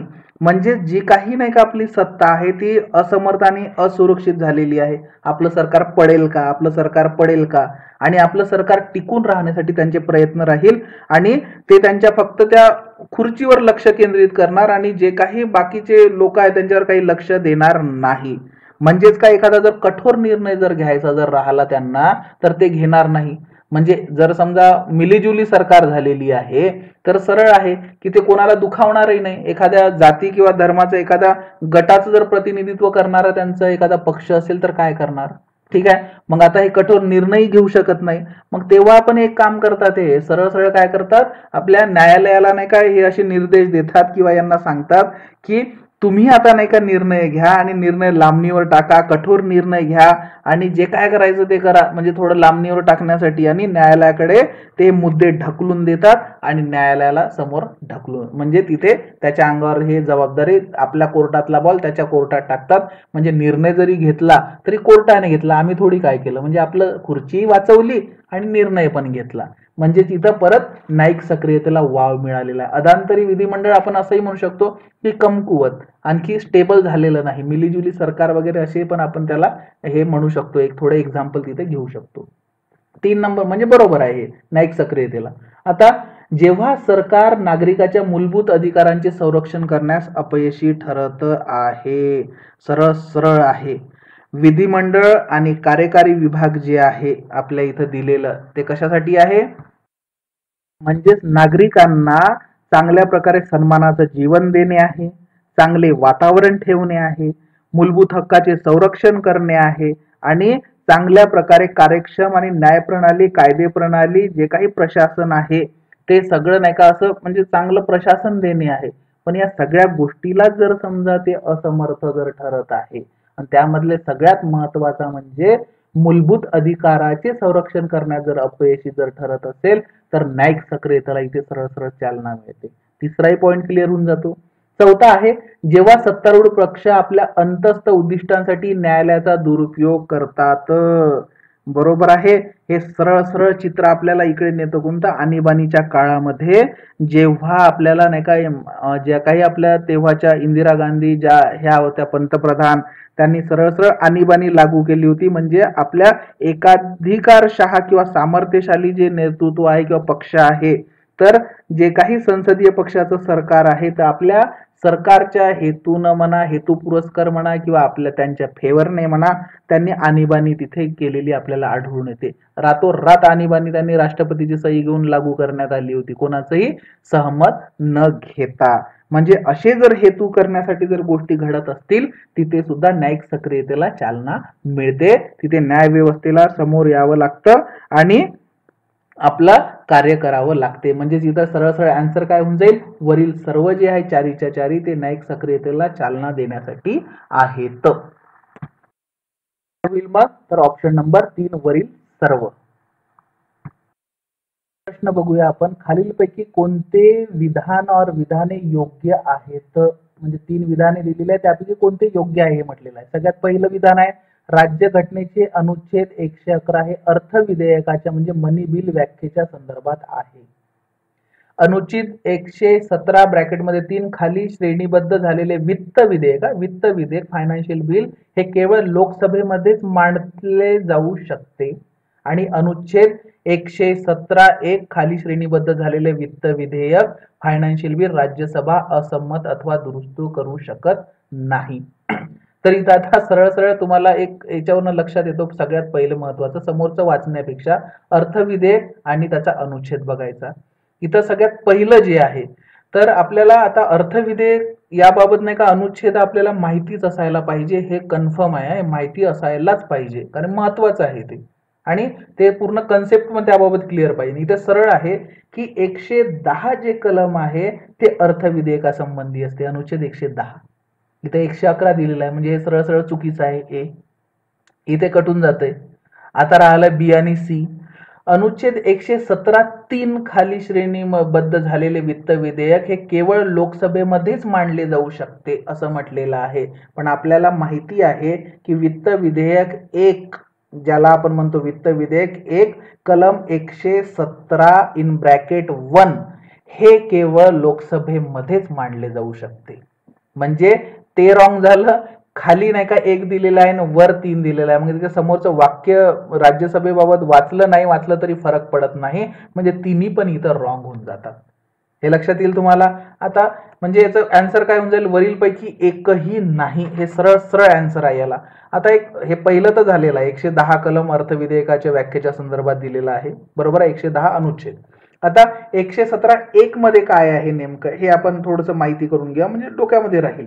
तर ज्या विधेयकामध्ये आता 110 मधील सर्व काही किंवा काही मुद्दे तसंच काही त्याच्या व्यतिरिक्त नाही का सर्वसाधारण कायद्याचेही मुद्दे नाही का वित्त विधेयक 1 मध्ये दिल्या गेलेले आहे. म्हणजे एखाद्या विधेयकामध्ये जर समजा कर्ज घेण्याचा कलम आहे पण पूर्णता कर्ज घेण्यासंबंधी नाही आहे, आणि दुसरं म्हणजे वित्त विधेयक 1 चे अर्थ विधेयकाशी साम्य आहे, हेही लक्ष ठेवा. अर्थ विधेयकाशी हे साम्य असते. यामध्ये ही दोन्ही प्रकारची विधेयके फक्त लोकसभेतच सादर करता येतात, राज्यसभेत सादर करता येत नाही. आणि हे दोन्ही प्रकारची विधेयके फक्त आणि फक्त राष्ट्रपतीच्या शिफारशीनुसार सादर करता येतात. इतर सर्व बाबीमध्ये वित्त विधेयकची विधी प्रक्रिया जी आहे ते सर्वसाधारण विधेयकाप्रमाणे आहे. हे दोन जर पकडले तर ठीक आहे. हे एवढं लक्षात आलं. म्हणजे 117(1) बाबत होतं हे. इथं तर चुकीचं सरळ राज्यसभा असंमतच म्हटलेलं आहे. अनुच्छेद 107 म्हणजे वित्त विधेयक 2 जे आहे म्हणजे जे आपलं 117(3) ठीक आहे, हे भारताच्या संचित निधीतून खर्चासंबंधीच्या तरतुदी यामध्ये दिलेल्या आहे, हे लक्ष ठेवा, बरोबर आहे. आणि हे जे काही विधेयक आहे ते राष्ट्रपतीच्या शिफारसी शिवाय संसदेचे कोणतेही गृह संमत करू शकत नाही, हे याचं वैशिष्ट्य आहे. आणि दुसरं म्हणजे संसदेच्या कोणत्याही गृहात मांडता येते हे विधेयक, आणि हे विधेयक गृहात मांडण्यासाठी राष्ट्रपतीची शिफारस आवश्यक राहत नाही, हे लक्षात ठेवा. बरोबर आहे. एवढ्या गोष्टी लक्षात ठेवा, बाकीच्या असेल त्या चांगल्या प्रकारे वाचून घ्या, म्हणजे माहिती असावी. समोरचं जेवढं डोक्यात ठेवलं नाही तरी चालते, कलम लक्षात असले तर हा प्रश्न आपला सॉल्व्ह होऊन जातो. नाही, आपला शॉर्ट स्वीट आणि इन्स्टंट आन्सर देण्यासारखा क्वेश्चन आहे. तो म्हणजे उच्च न्यायालयाचे न्यायाधीश म्हणून नेमणूक करण्याबाबत खालीलपैकी कोणता निकष चुकीचा आहे. हे तर सरळ सरळ डोक्यातच असायला पाहिजे. हे काहीच नाही, दोनच निकष दिलेले होते त्यामध्ये. ठीक आहे, दोनच निकष दिले, तिसरा दिलेलाच नाही, तर 3 दिलेले आहे. ठीक आहे ना, म्हणजे ते बघूया कशा प्रकारे पटकन लक्षात येते. इथं काय म्हटलेलं आहे, कोणता निकष चुकीचा आहे. तर आपण इथे काय म्हटलं, ती व्यक्ती भारताच्या प्रादेशिक क्षेत्रात 10 वर्षे न्यायिक पदावर असली पाहिजे. दुसरा, त्या व्यक्तीने उच्च न्यायालयात 10 वर्षे वकिली केलेली असली पाहिजे. आणि तिसरा, राष्ट्रपतीच्या मते ती व्यक्ती अग्रगण्य कायदे तज्ज्ञ असली पाहिजे. आणि वरीलपैकी एकही नाही. यापैकी एक चुकीचा आहे असं त्यांनी म्हटलेलं आहे. आता वरीलपैकी एकही नाही म्हणजे तिन्ही पण बरोबरच आहे असा अर्थ होतो त्याचा. परंतु आता तिन्हीची आपण एक थोडी सहनिशा करूया. तर सगळ्यात पहिला नाही का, एक सरळच आहे. एक निकष जे दिलेला आहे, ती दोनच निकष दिलेले आहे आपल्या उच्च न्यायालयाच्या न्यायाधीशाचे. सगळ्यात पहिला म्हणजे ती व्यक्ती भारताची नागरिक असली पाहिजे. ठीक आहे, आता इथे तर ते दिलेलं नाही आहे. दुसऱ्या निकषामध्ये काय म्हटलेले आहे की ती व्यक्ती भारताच्या प्रादेशिक क्षेत्रामध्ये 10 वर्ष न्यायिक पदावर असली पाहिजे, म्हणजे हा पहिला होऊन जातो. परत त्याचमध्ये त्या दुसऱ्या निकषामध्ये बुकमध्ये जे दिलेलं आहे त्याच्यामध्ये त्यांनी काय सांगितलं, त्याने एक किंवा अधिक उच्च न्यायालयामध्ये मिळून किमान 10 वर्ष सलग वकिली केली असली पाहिजे. हाही निकष आलेला आहे. आता हा जो तिसरा निकष आहे, राष्ट्रपतीच्या मते ती व्यक्ती अग्रगण्य कायदे तज्ज्ञ असली पाहिजे, हा निकष आहे सर्वोच्च न्यायालयाच्या न्यायाधीशपदी नाही का आपलं ते रिक्रूट होण्यासाठी. बरोबर, तिथं नियुक्ती होण्यासाठी तिथला निकष आहे तो कोणाचा, सर्वोच्च न्यायालयाच्या न्यायाधीश पदासाठी. आपल्या उच्च न्यायालयाच्या न्यायाधीशासाठी राष्ट्रपतीच्या मते तो व्यक्ती अग्रगण्य कायदे पंडित किंवा कायदे तज्ज्ञ असला पाहिजे. हे तरतूद इथे दिलेली नाही, निकष दिलेला नाही. म्हणजे सरळ सरळ याचं आन्सर होतं, राष्ट्रपतीच्या मते ती व्यक्ती अग्रगण्य कायदे तज्ज्ञ असली पाहिजे. हा निकष चुकीचा आहे. पहिले दोन बरोबर आहे, तिसरा तर वरीलपैकी एकही नाही, म्हणून ते काय आपल्याला म्हणता येत नाही. ठीक आहे, म्हणजे याचं उत्तर काय, ऑप्शन नंबर 3, शॉर्ट स्वीट गोड प्रश्न. आपण बघूया, खालीलपैकी कोणते विधान बरोबर नाही. 4 विधानं दिलेली आहे आणि आपल्याला चुकीचं विधान शोधायचं आहे या 4 मधून. सगळ्यात पहिला आहे, राष्ट्रपतीच्या शिफारसीशिवाय नवीन राज्य निर्मितीचे विधेयक संसदेच्या कोणत्याही सभागृहात मांडले जाऊ शकत नाही. दुसरा, राष्ट्रपतीने असे विधेयक संसदेत मांडण्यापूर्वी विशिष्ट कालावधीमध्ये संबंधित राज्य विधिमंडळाने आपले विचार मांडावेत यासाठी पाठवले पाहिजे. तिसरा, संसद केवळ विशेष बहुमताने कायदा मंजूर करून नवीन राज्य स्थापन करू शकते. आणि चौथं, राज्य विधिमंडळाने व्यक्त केलेले विचार किंवा त्यांचे जे काही मत आहे ते स्वीकारण्याचे बंधन संसदेवर नसते. त्यातलं चुकीचं शोधायचं आहे. आपण आतापर्यंत यामधले तिसरा क्वेश्चन आहे ना, राज्याच्या संबंधी, त्यामध्ये डिस्कशन होतच चाललेलं आहे, म्हणून हे शॉर्ट मध्येही पाहिलं तरी काही हरकत नाही. आता सगळ्यात पहिलं ऑप्शन बघूया आपण. तर पहिलं ऑप्शन जर पाहायचं असेल तर संघ आणि त्यांचं क्षेत्र जो काही युनिट होता त्यामध्ये राज्य पुनर्रचनेबाबत संसदेचे अधिकार दिलेले आहे. त्यामध्ये जर आपण पाहिले तर कलम 3 जे आहे त्यानुसार संसदेला काही अधिकार दिलेले आहे राज्य पुनर्रचनेबाबत.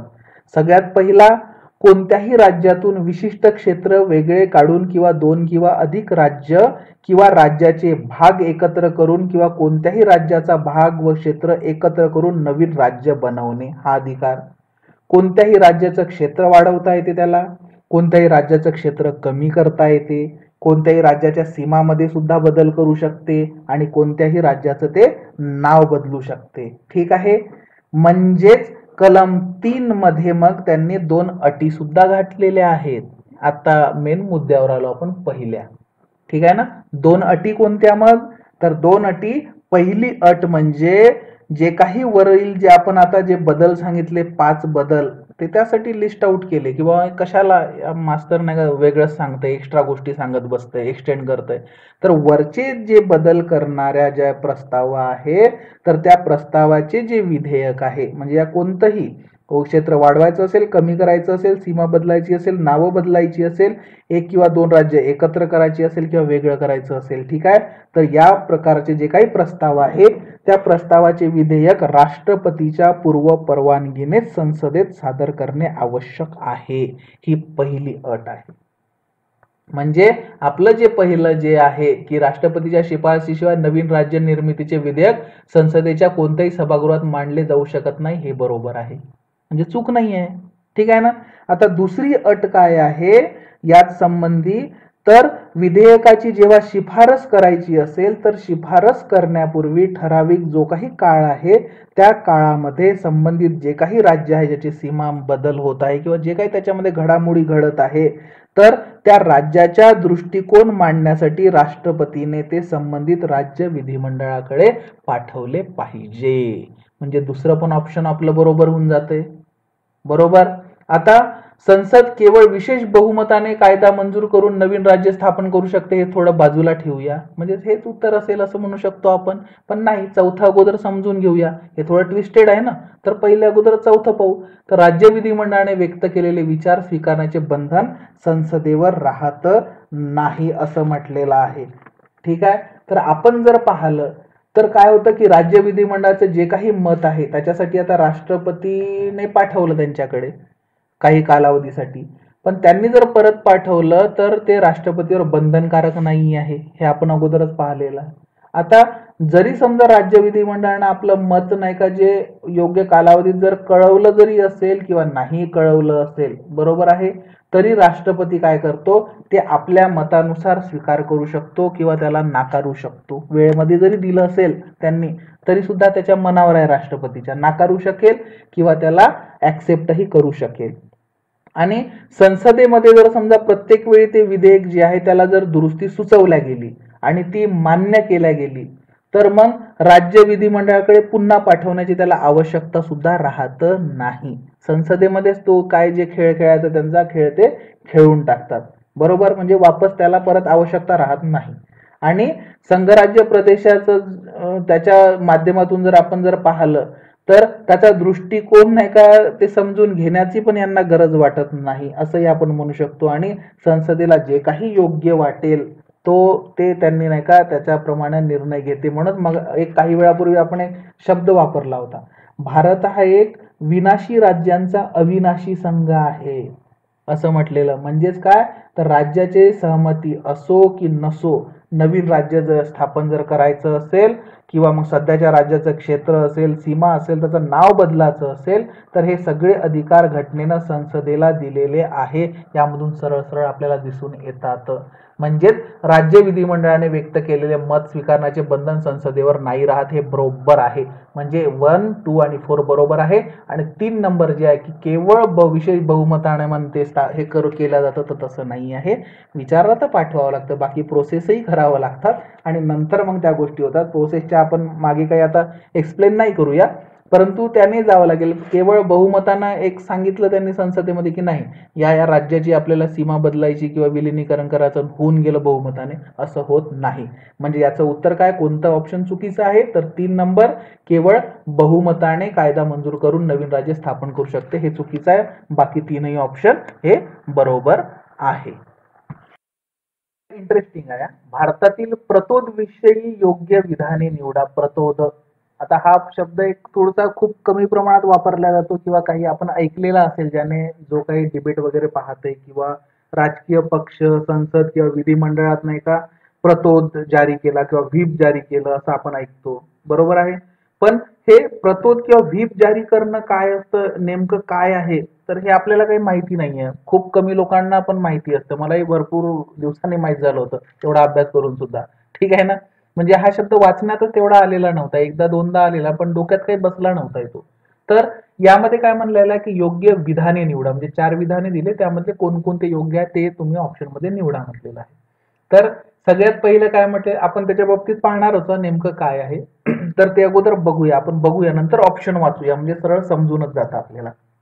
तर आपण जर प्रतोद याचा जर सोपा अर्थ जर पाहिला, व्हीप किंवा प्रतोद याचा, तर आपण म्हणू शकतो की पक्ष शिस्तीचं पालन करणं असं त्याला म्हणू शकतो. म्हणजे पक्षाची जी काही शिस्त आहे त्याचं पालन करणे असा आपण त्याचा अर्थ लावू शकतो. म्हणजेच काय, तर संसदीय जी कार्यप्रणाली आहे त्यामध्ये नाही का एक मुख्य प्रतोद असतो, ज्याला आपण चीफ व्हीप म्हणतो. चीफ व्हीप बरोबर आहे. आणि त्याला प्रतोद व्हीप याची भूमिका म्हणजे त्याला सहकार्य करण्यासाठी एक प्रतोद असतो, तो म्हणजे व्हीप. म्हणजे एक मुख्य प्रतोद आणि त्याला प्रतोद व्हीप अशी ते, आणि यांच्या भूमिका ज्या आहेत ते भरपूर महत्वाच्या असतात. आता जे काही संसदीय कामकाज होतं त्यामध्ये नाही का चांगल्या प्रकारे शिस्त असायला पाहिजे, म्हणजेच व्हीप असायला पाहिजे असं आपण म्हणू शकतो. प्रत्येक राजकीय पक्ष जे आहे त्यामध्ये एक व्हीप असतो, म्हणजेच प्रतोद असतो. आणि त्याचा जो काही पक्ष आहे त्यामधले सर्व जे काही आमदार आहे त्या आमदारावर नियंत्रण ठेवण्याचे जे काम आहे ते हे व्हीप करतात. व्हीप जे आहे म्हणजे शिस्तीचे पालन करणारे प्रतोद, हे सगळं शिस्ताचे पालन करणारे सगळ्यावर नियंत्रण करतात. आणि लोकसभेमध्ये किंवा विधानसभेमध्ये एखादा जर महत्वाचा विषय आहे आणि त्या विषयावर जर मतदान करायचं असेल तर त्या संबंधित पक्षानं मग सरकारच्या बाजूने अथवा मग विरोधात जर मतदान करायचा निर्णय जर घेतला तर त्याबाबत नाही का मग त्या आदेशाचं पालन होत आहे की नाही तर या व्हीप मार्फत नाही का ते तिथे लक्ष केंद्रित करतात. म्हणजे आता माझा म्हणजे एखाद्या पक्षात मी आहे आणि त्यांनी जर आता आम्ही ठरवलं की नाही सरकारच्या या विरोधात आपल्याला मत द्यायचं आहे, परंतु नाही का मी इकडे डोक्यात काय विचार केला नाही, मी त्याच्या विरोधात न देता त्यांच्या साईडनं देतो. मग हे व्हीप तेच करतात. त्यांचे जे पक्षाचं जे काही नाही काय पक्ष शिस्तीचं पालन आहे ते लक्ष ठेवतात की नाही करू नाही द्यायचं यांना अगेन्स्ट, आपल्या पक्षाचं आहे तर आपल्याच पक्षाच्या मतानुसार याने मत केलं पाहिजे. ठीक आहे. म्हणजेच काय, तर हा जो व्हीप आहे तो त्या पक्षाच्या सर्व आमदारांना बंधनकारक असतो. व्हीप म्हणजे शिस्त. ठीक आहे. आणि मुख्य व्हीप आपण त्याला नावही म्हणत प्रतोद, म्हणजे माणूस आणि शिस्त याच्यामध्ये कन्फ्युज होऊ नका. म्हणजे शिस्त करण्यासाठी एक माणूस आहे असंही म्हणू शकतो, बरोबर आहे. तर ते कंट्रोल करण्यासाठी म्हणजे शिस्त त्यांनी ठेवलेली आहे त्याच्यासाठी. ठीक आहे ना, हे लक्षात ठेवा. तर आता तो व्हीप या पक्षाचे सर्व जे आमदार आहे त्या सगळ्यांवर ही शिस्त बंधनकारक असते आणि कोणताही जो आमदार आहे तो यांचा जो काही हा आदेश आहे तो धुडकावून पक्षाची जे काही भूमिका असेल त्याच्या विरोधात मतदान करू शकत नाही. आणि असं जर त्यानं जर केलं तर त्याचं सभासत्वही जाऊ शकतं किंवा तो अपात्रही होऊ शकतो किंवा मग पक्ष शिस्तीचा त्याच्यावर कार्यवाही होऊ शकते किंवा मग त्याला पदही गमवावं लागेल. म्हणजे एवढं सोपं नाही आहे प्रतोद. ठीक आहे ना. आणि हे कशासाठी महत्वाचं आहे तर आमदार आणि खासदार नाही का भरपूरदा फुटतात, बरोबर, दुसऱ्या पक्षात जातात, मत बरोबर देत नाही.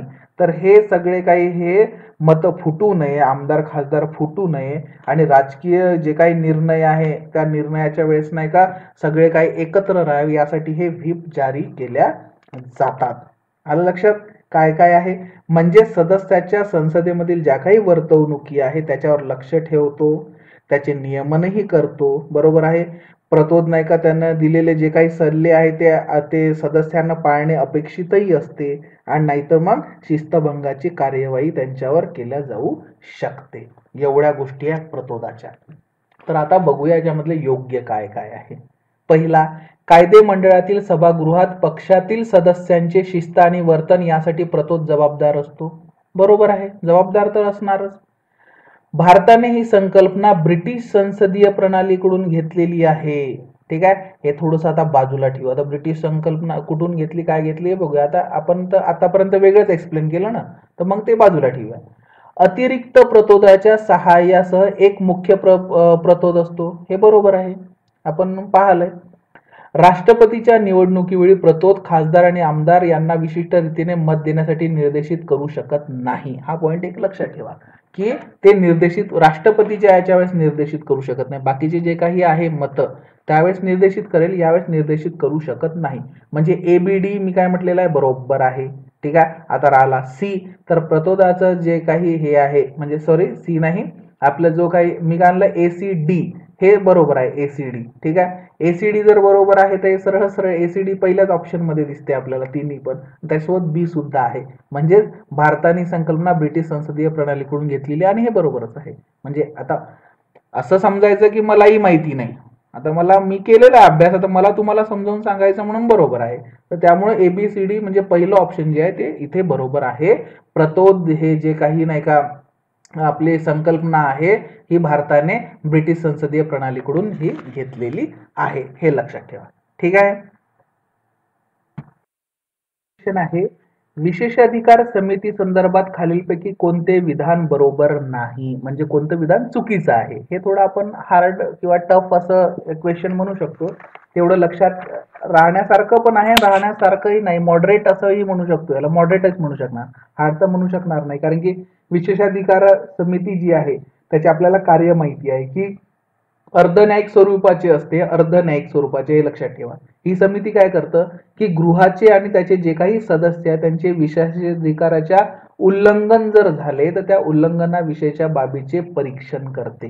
जर उल्लंघन जर होत असेल त्यांचे जे काही विशेषाधिकार आहेत त्यांच्या संबंधी, ठीक आहे, आणि त्यानुसार मग जे काही योग्य ज्या कृती योजना आहे, ज्या काही कृती करता येईल त्या संबंधी सगळ्या या शिफारसी पण केल्या जाते.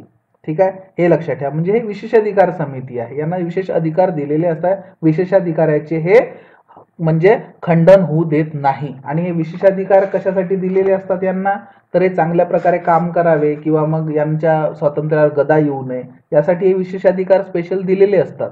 मग त्यावर गदा न येण्यासाठी हे आहे. ठीक आहे. तर आता सगळ्यात पहिलं बघूया की लोकसभेचा नियम 222 आणि राज्यसभेचा नियम 187 विशेषाधिकारासंबंधी आहेत. हे बरोबर आहे. लोकसभेत 15 सदस्य असलेली विशेषाधिकार समिती सभापती नामनिर्देशित करतात. हे लक्षात ठेवा, बरोबर आहे की लोकसभेचा विशेषाधिकार समितीत 15 सदस्य असतात आणि ते कोण करते, लोकसभेचा सभापतीच करतोय. बरोबर.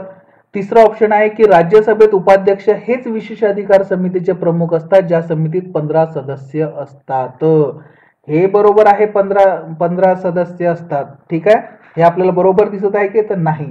तर राज्यसभेच्या विशेषाधिकार समितीमध्ये 10 सदस्य असतात, हे लक्ष ठेवा. आणि हे कशानुसार ठरते, तर हे जे काही सदस्य संख्या आहे ते त्यांची जे टोटल ओव्हरऑल संख्या वगैरे जी असते त्यानुसार ते मग ठरवतात वगैरे. ठीक आहे. तर राज्यसभेत आपण काय पाहिलं की 15 सदस्य इथं दिलेले आहे, पण 10 सदस्य असतात. म्हणजे इथं सरळ सरळ ते रॉंग झालेलं आहे. म्हणजे इथं कोणतं बरोबर विधान नाही आहे, तर 3 नंबरचं विधान बरोबर नाही. आता एक सिंपलचा तुमच्यासाठी क्वेश्चन आता हा देतोय, म्हणजे असं नाही मला माहिती नाही, पण प्रत्येक गोष्ट एकदमच स्पून फिडिंग करण्यापेक्षा हे सांगा आता तुम्ही की हे जे आहे राज्यसभेत उपाध्यक्ष हेच विशेषाधिकार समितीचे प्रमुख असतात असं म्हणलेलं आहे, हे बरोबर आहे की नाही. आता 10 आहे हे तर चुकीचं आहे, त्यामुळे चुकीचं आहे. हे बरोबर आहे की नाही हा तुमच्यासाठी प्रश्न आहे, ते शोधा म्हणजे सापडेल तुम्हाला आता. ठीक आहे. समोरचा आता प्रश्न बघूया ना तुमच्या की पहिले 2 बरोबर आहे, तिसरं रॉंग आहे, म्हणून त्यामुळे याचा आन्सर 3 नंबरच होईल. ठीक आहे ना.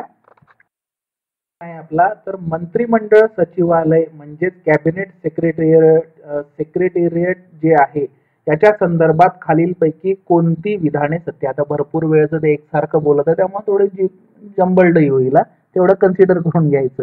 ठीक आहे. तर आता सरळ आहे की जे काही मंत्रिमंडळ सचिवालय आहे तर या बाबत कोणती विधाने सत्य आहेत, म्हणते 4 विधाने दिलेली आहेत, त्यापैकी कोणकोणती सत्य आहे ते सांगायची आहे आपल्याला. ठीक आहे. तर अगोदर आता कॅबिनेट सेक्रेटेरिएटच्या बाबत नाही का आपण माहिती करून घ्या मंत्रिमंडळ सचिवालयाच्या बाबतीत. तर हे जे काही आपलं नाही का मंत्रिमंडळ सचिवालय आहे ते जे काही गव्हर्नमेंट ऑफ इंडियाचे नाही का ऍडमिनिस्ट्रेशन आहे, ठीक आहे, तर त्याला चालवण्यासाठी म्हणजे जे काही रूल 1961 आहे गव्हर्नमेंट ऑफ इंडियाचा, म्हणजे बिझनेस करण्या, ट्रान्झॅक्शन करण्या, सगळ्या काही ज्या फॅसिलिटीज आहे तर त्या जे काही गोष्टी करणे आहे, म्हणजे मिनिस्ट्री आहे, डिपार्टमेंट आहे, यामध्ये ज्या काही घडामोडी घडतात ते सगळं कोण करतंय, मंत्रिमंडळ सचिवालय करतंय. कोणत्या रूलनुसार, 1961च्या रूलनुसार.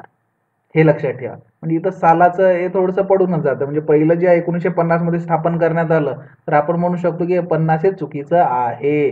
मग 1961 आहे का, ही तारीख तुमच्यासाठी देतोय मी.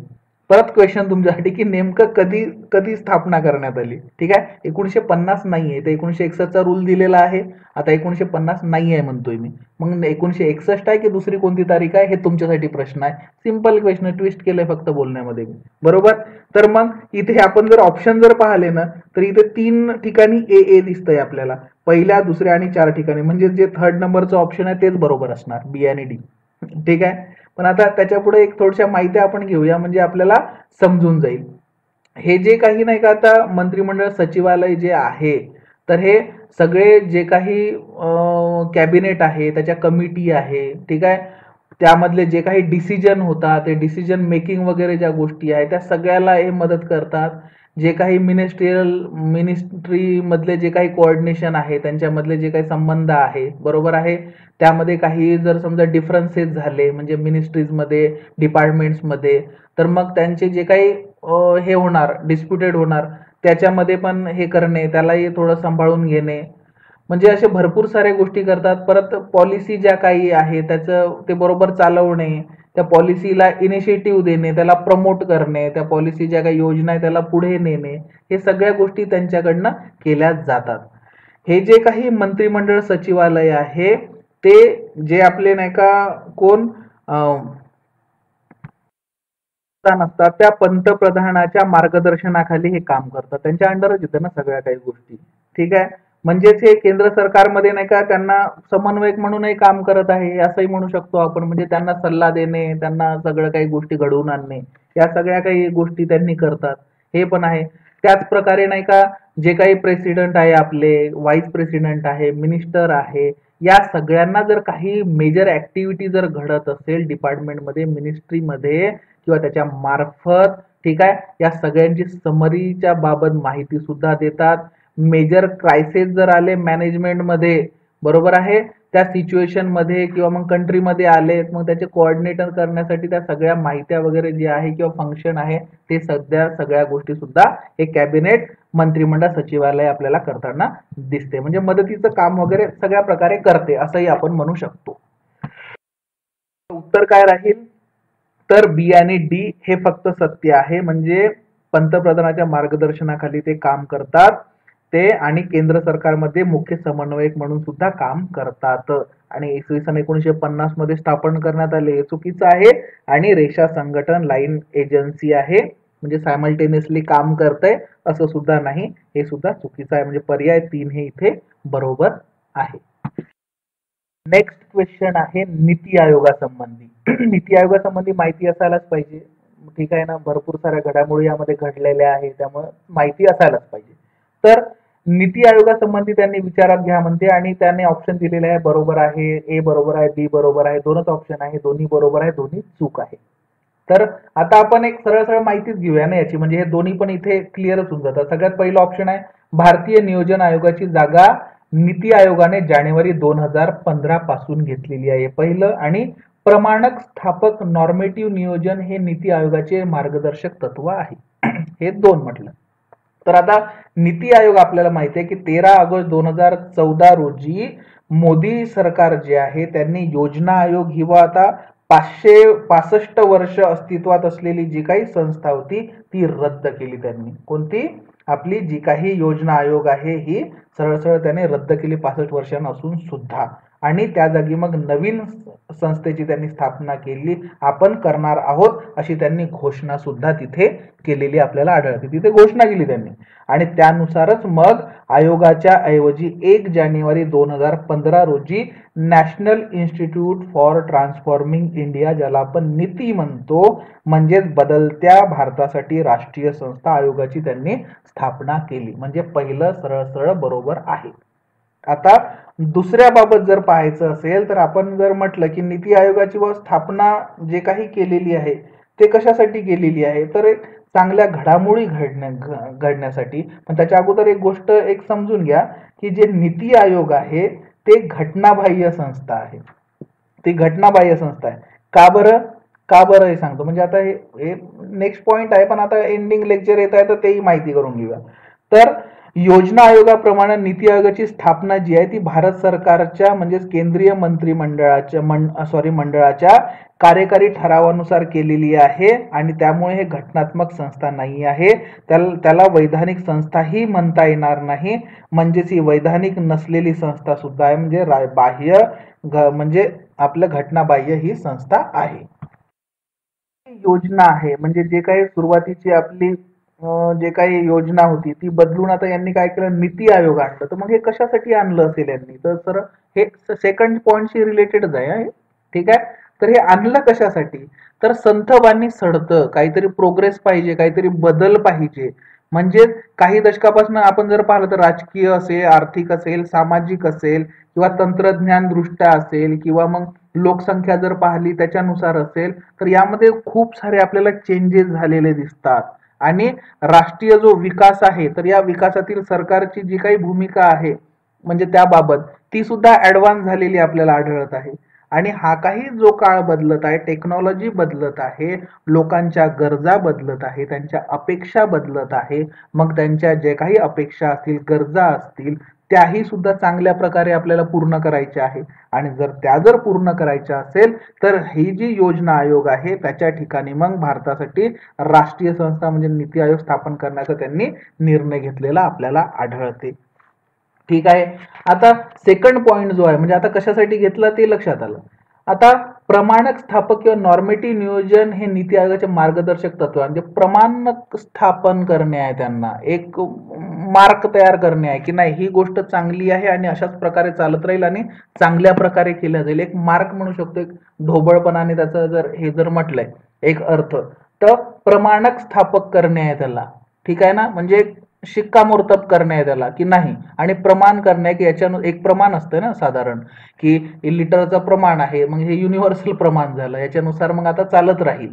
ठीक आहे ना, म्हणजे आयडल ठेवणे ही गोष्ट आणि चांगल्या प्रकारे करणे यासाठी नाही का नीती आयोगाचे मार्गदर्शक तत्व आहे ते, म्हणजे कोणतीही चांगली गोष्ट करायची आणि ती गोष्ट प्रमाण म्हणून ठेवायची आणि ती चांगलीच राहील. मार्गदर्शक तत्वामध्ये मग अंत्योदय सेवा आहे, म्हणजे गरीब असतील, सीमांतिकडे तळागाळातले लोक आहेत त्याची उन्नती साधण्यासाठी मानक ठेवायचे.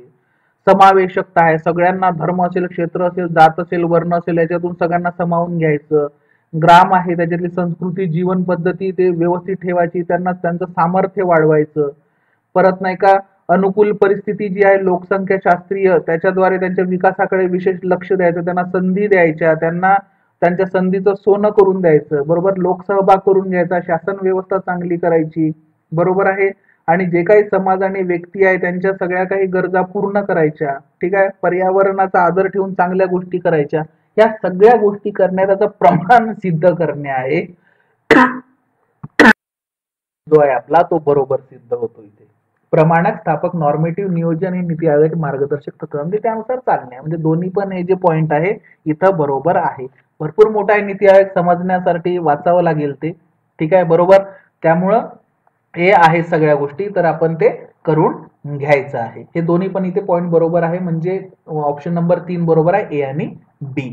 आता मी म्हटलं एवढं एक्सप्लेन काय केलं म्हणाल तुम्ही दुसऱ्या पॉईंटसाठी, अरे तेच सांगत आहे, असं स्पेशल त्यांनी शब्द प्रयोग केलेला नाहीये जास्त ठिकाणी. आपण आपल्या वाचनात असा शब्द नाहीत प्रमाणक, स्थापक, नॉर्मेटिव्ह, ते एक थोडंसं डोक्याला चालना द्यावं लागेल की नाही असं असं याचा अर्थ आहे. त्यासाठी त्या गोष्टी तिथे इलॅबोरेट केलेल्या आहे. आणि इथं कसं आपण थोडं शॉर्ट मध्ये अनालिसिस करत आहोत त्यामुळे तेवढं सफिशियंट आहे. ऑलमोस्ट प्रश्न संपून जातात पॉलिटीचे, पण त्याच्याच रिलेटेड एक प्रश्न आपल्याला दिसतो की योग्य कथन ओळखा 15वा वित्त आयोगाबाबत. तिथे त्यांनी नाव दिलेलं एन के सिंग हे आयोगाचे अध्यक्ष आहेत, अरविंद मेहता हे आयोगाचे सदस्य आहेत आणि डॉक्टर अनुप सिंग हे आयोगाचे सचिव आहेत. आणि याबाबत योग्य कथन ओळखा त्यांनी म्हणत आहे. ठीक आहे, म्हणजे वित्त आयोगा रिलेटेड आहे त्यामुळे आपण हेही बघून घेऊया, म्हणजे करंट प्लस पॉलिटी असं पण आपण याला म्हणू शकतोय. ठीक आहे, तर इथं आता कोणकोणतं बरोबर आहे हे आपण पाहतोय की 15वं वित्त आयोग जे आहे तर त्याचे अध्यक्ष आहे एन के सिंह, म्हणजेच नंद किशोर सिंग. 2021-22 ते 2025-26 पर्यंत त्यांचा हे आपल्या राष्ट्रपतींनी त्यांना तो रिपोर्ट करण्यासाठी दिलेला आहे, म्हणजे अधिकार आहे त्यांच्याकडे कधीचा 2021-22 ते 2025 ते 26. आता सदस्य बघूया, तर आयोगाचे जे सदस्य आहेत ते श्री अजय नारायण झा आहे, प्रोफेसर अनुप सिंह आहे. ठीक आहे, अनुप सिंह. ठीक आहे, कोण आहे, सदस्य आहेत हे लक्षात ठेवा.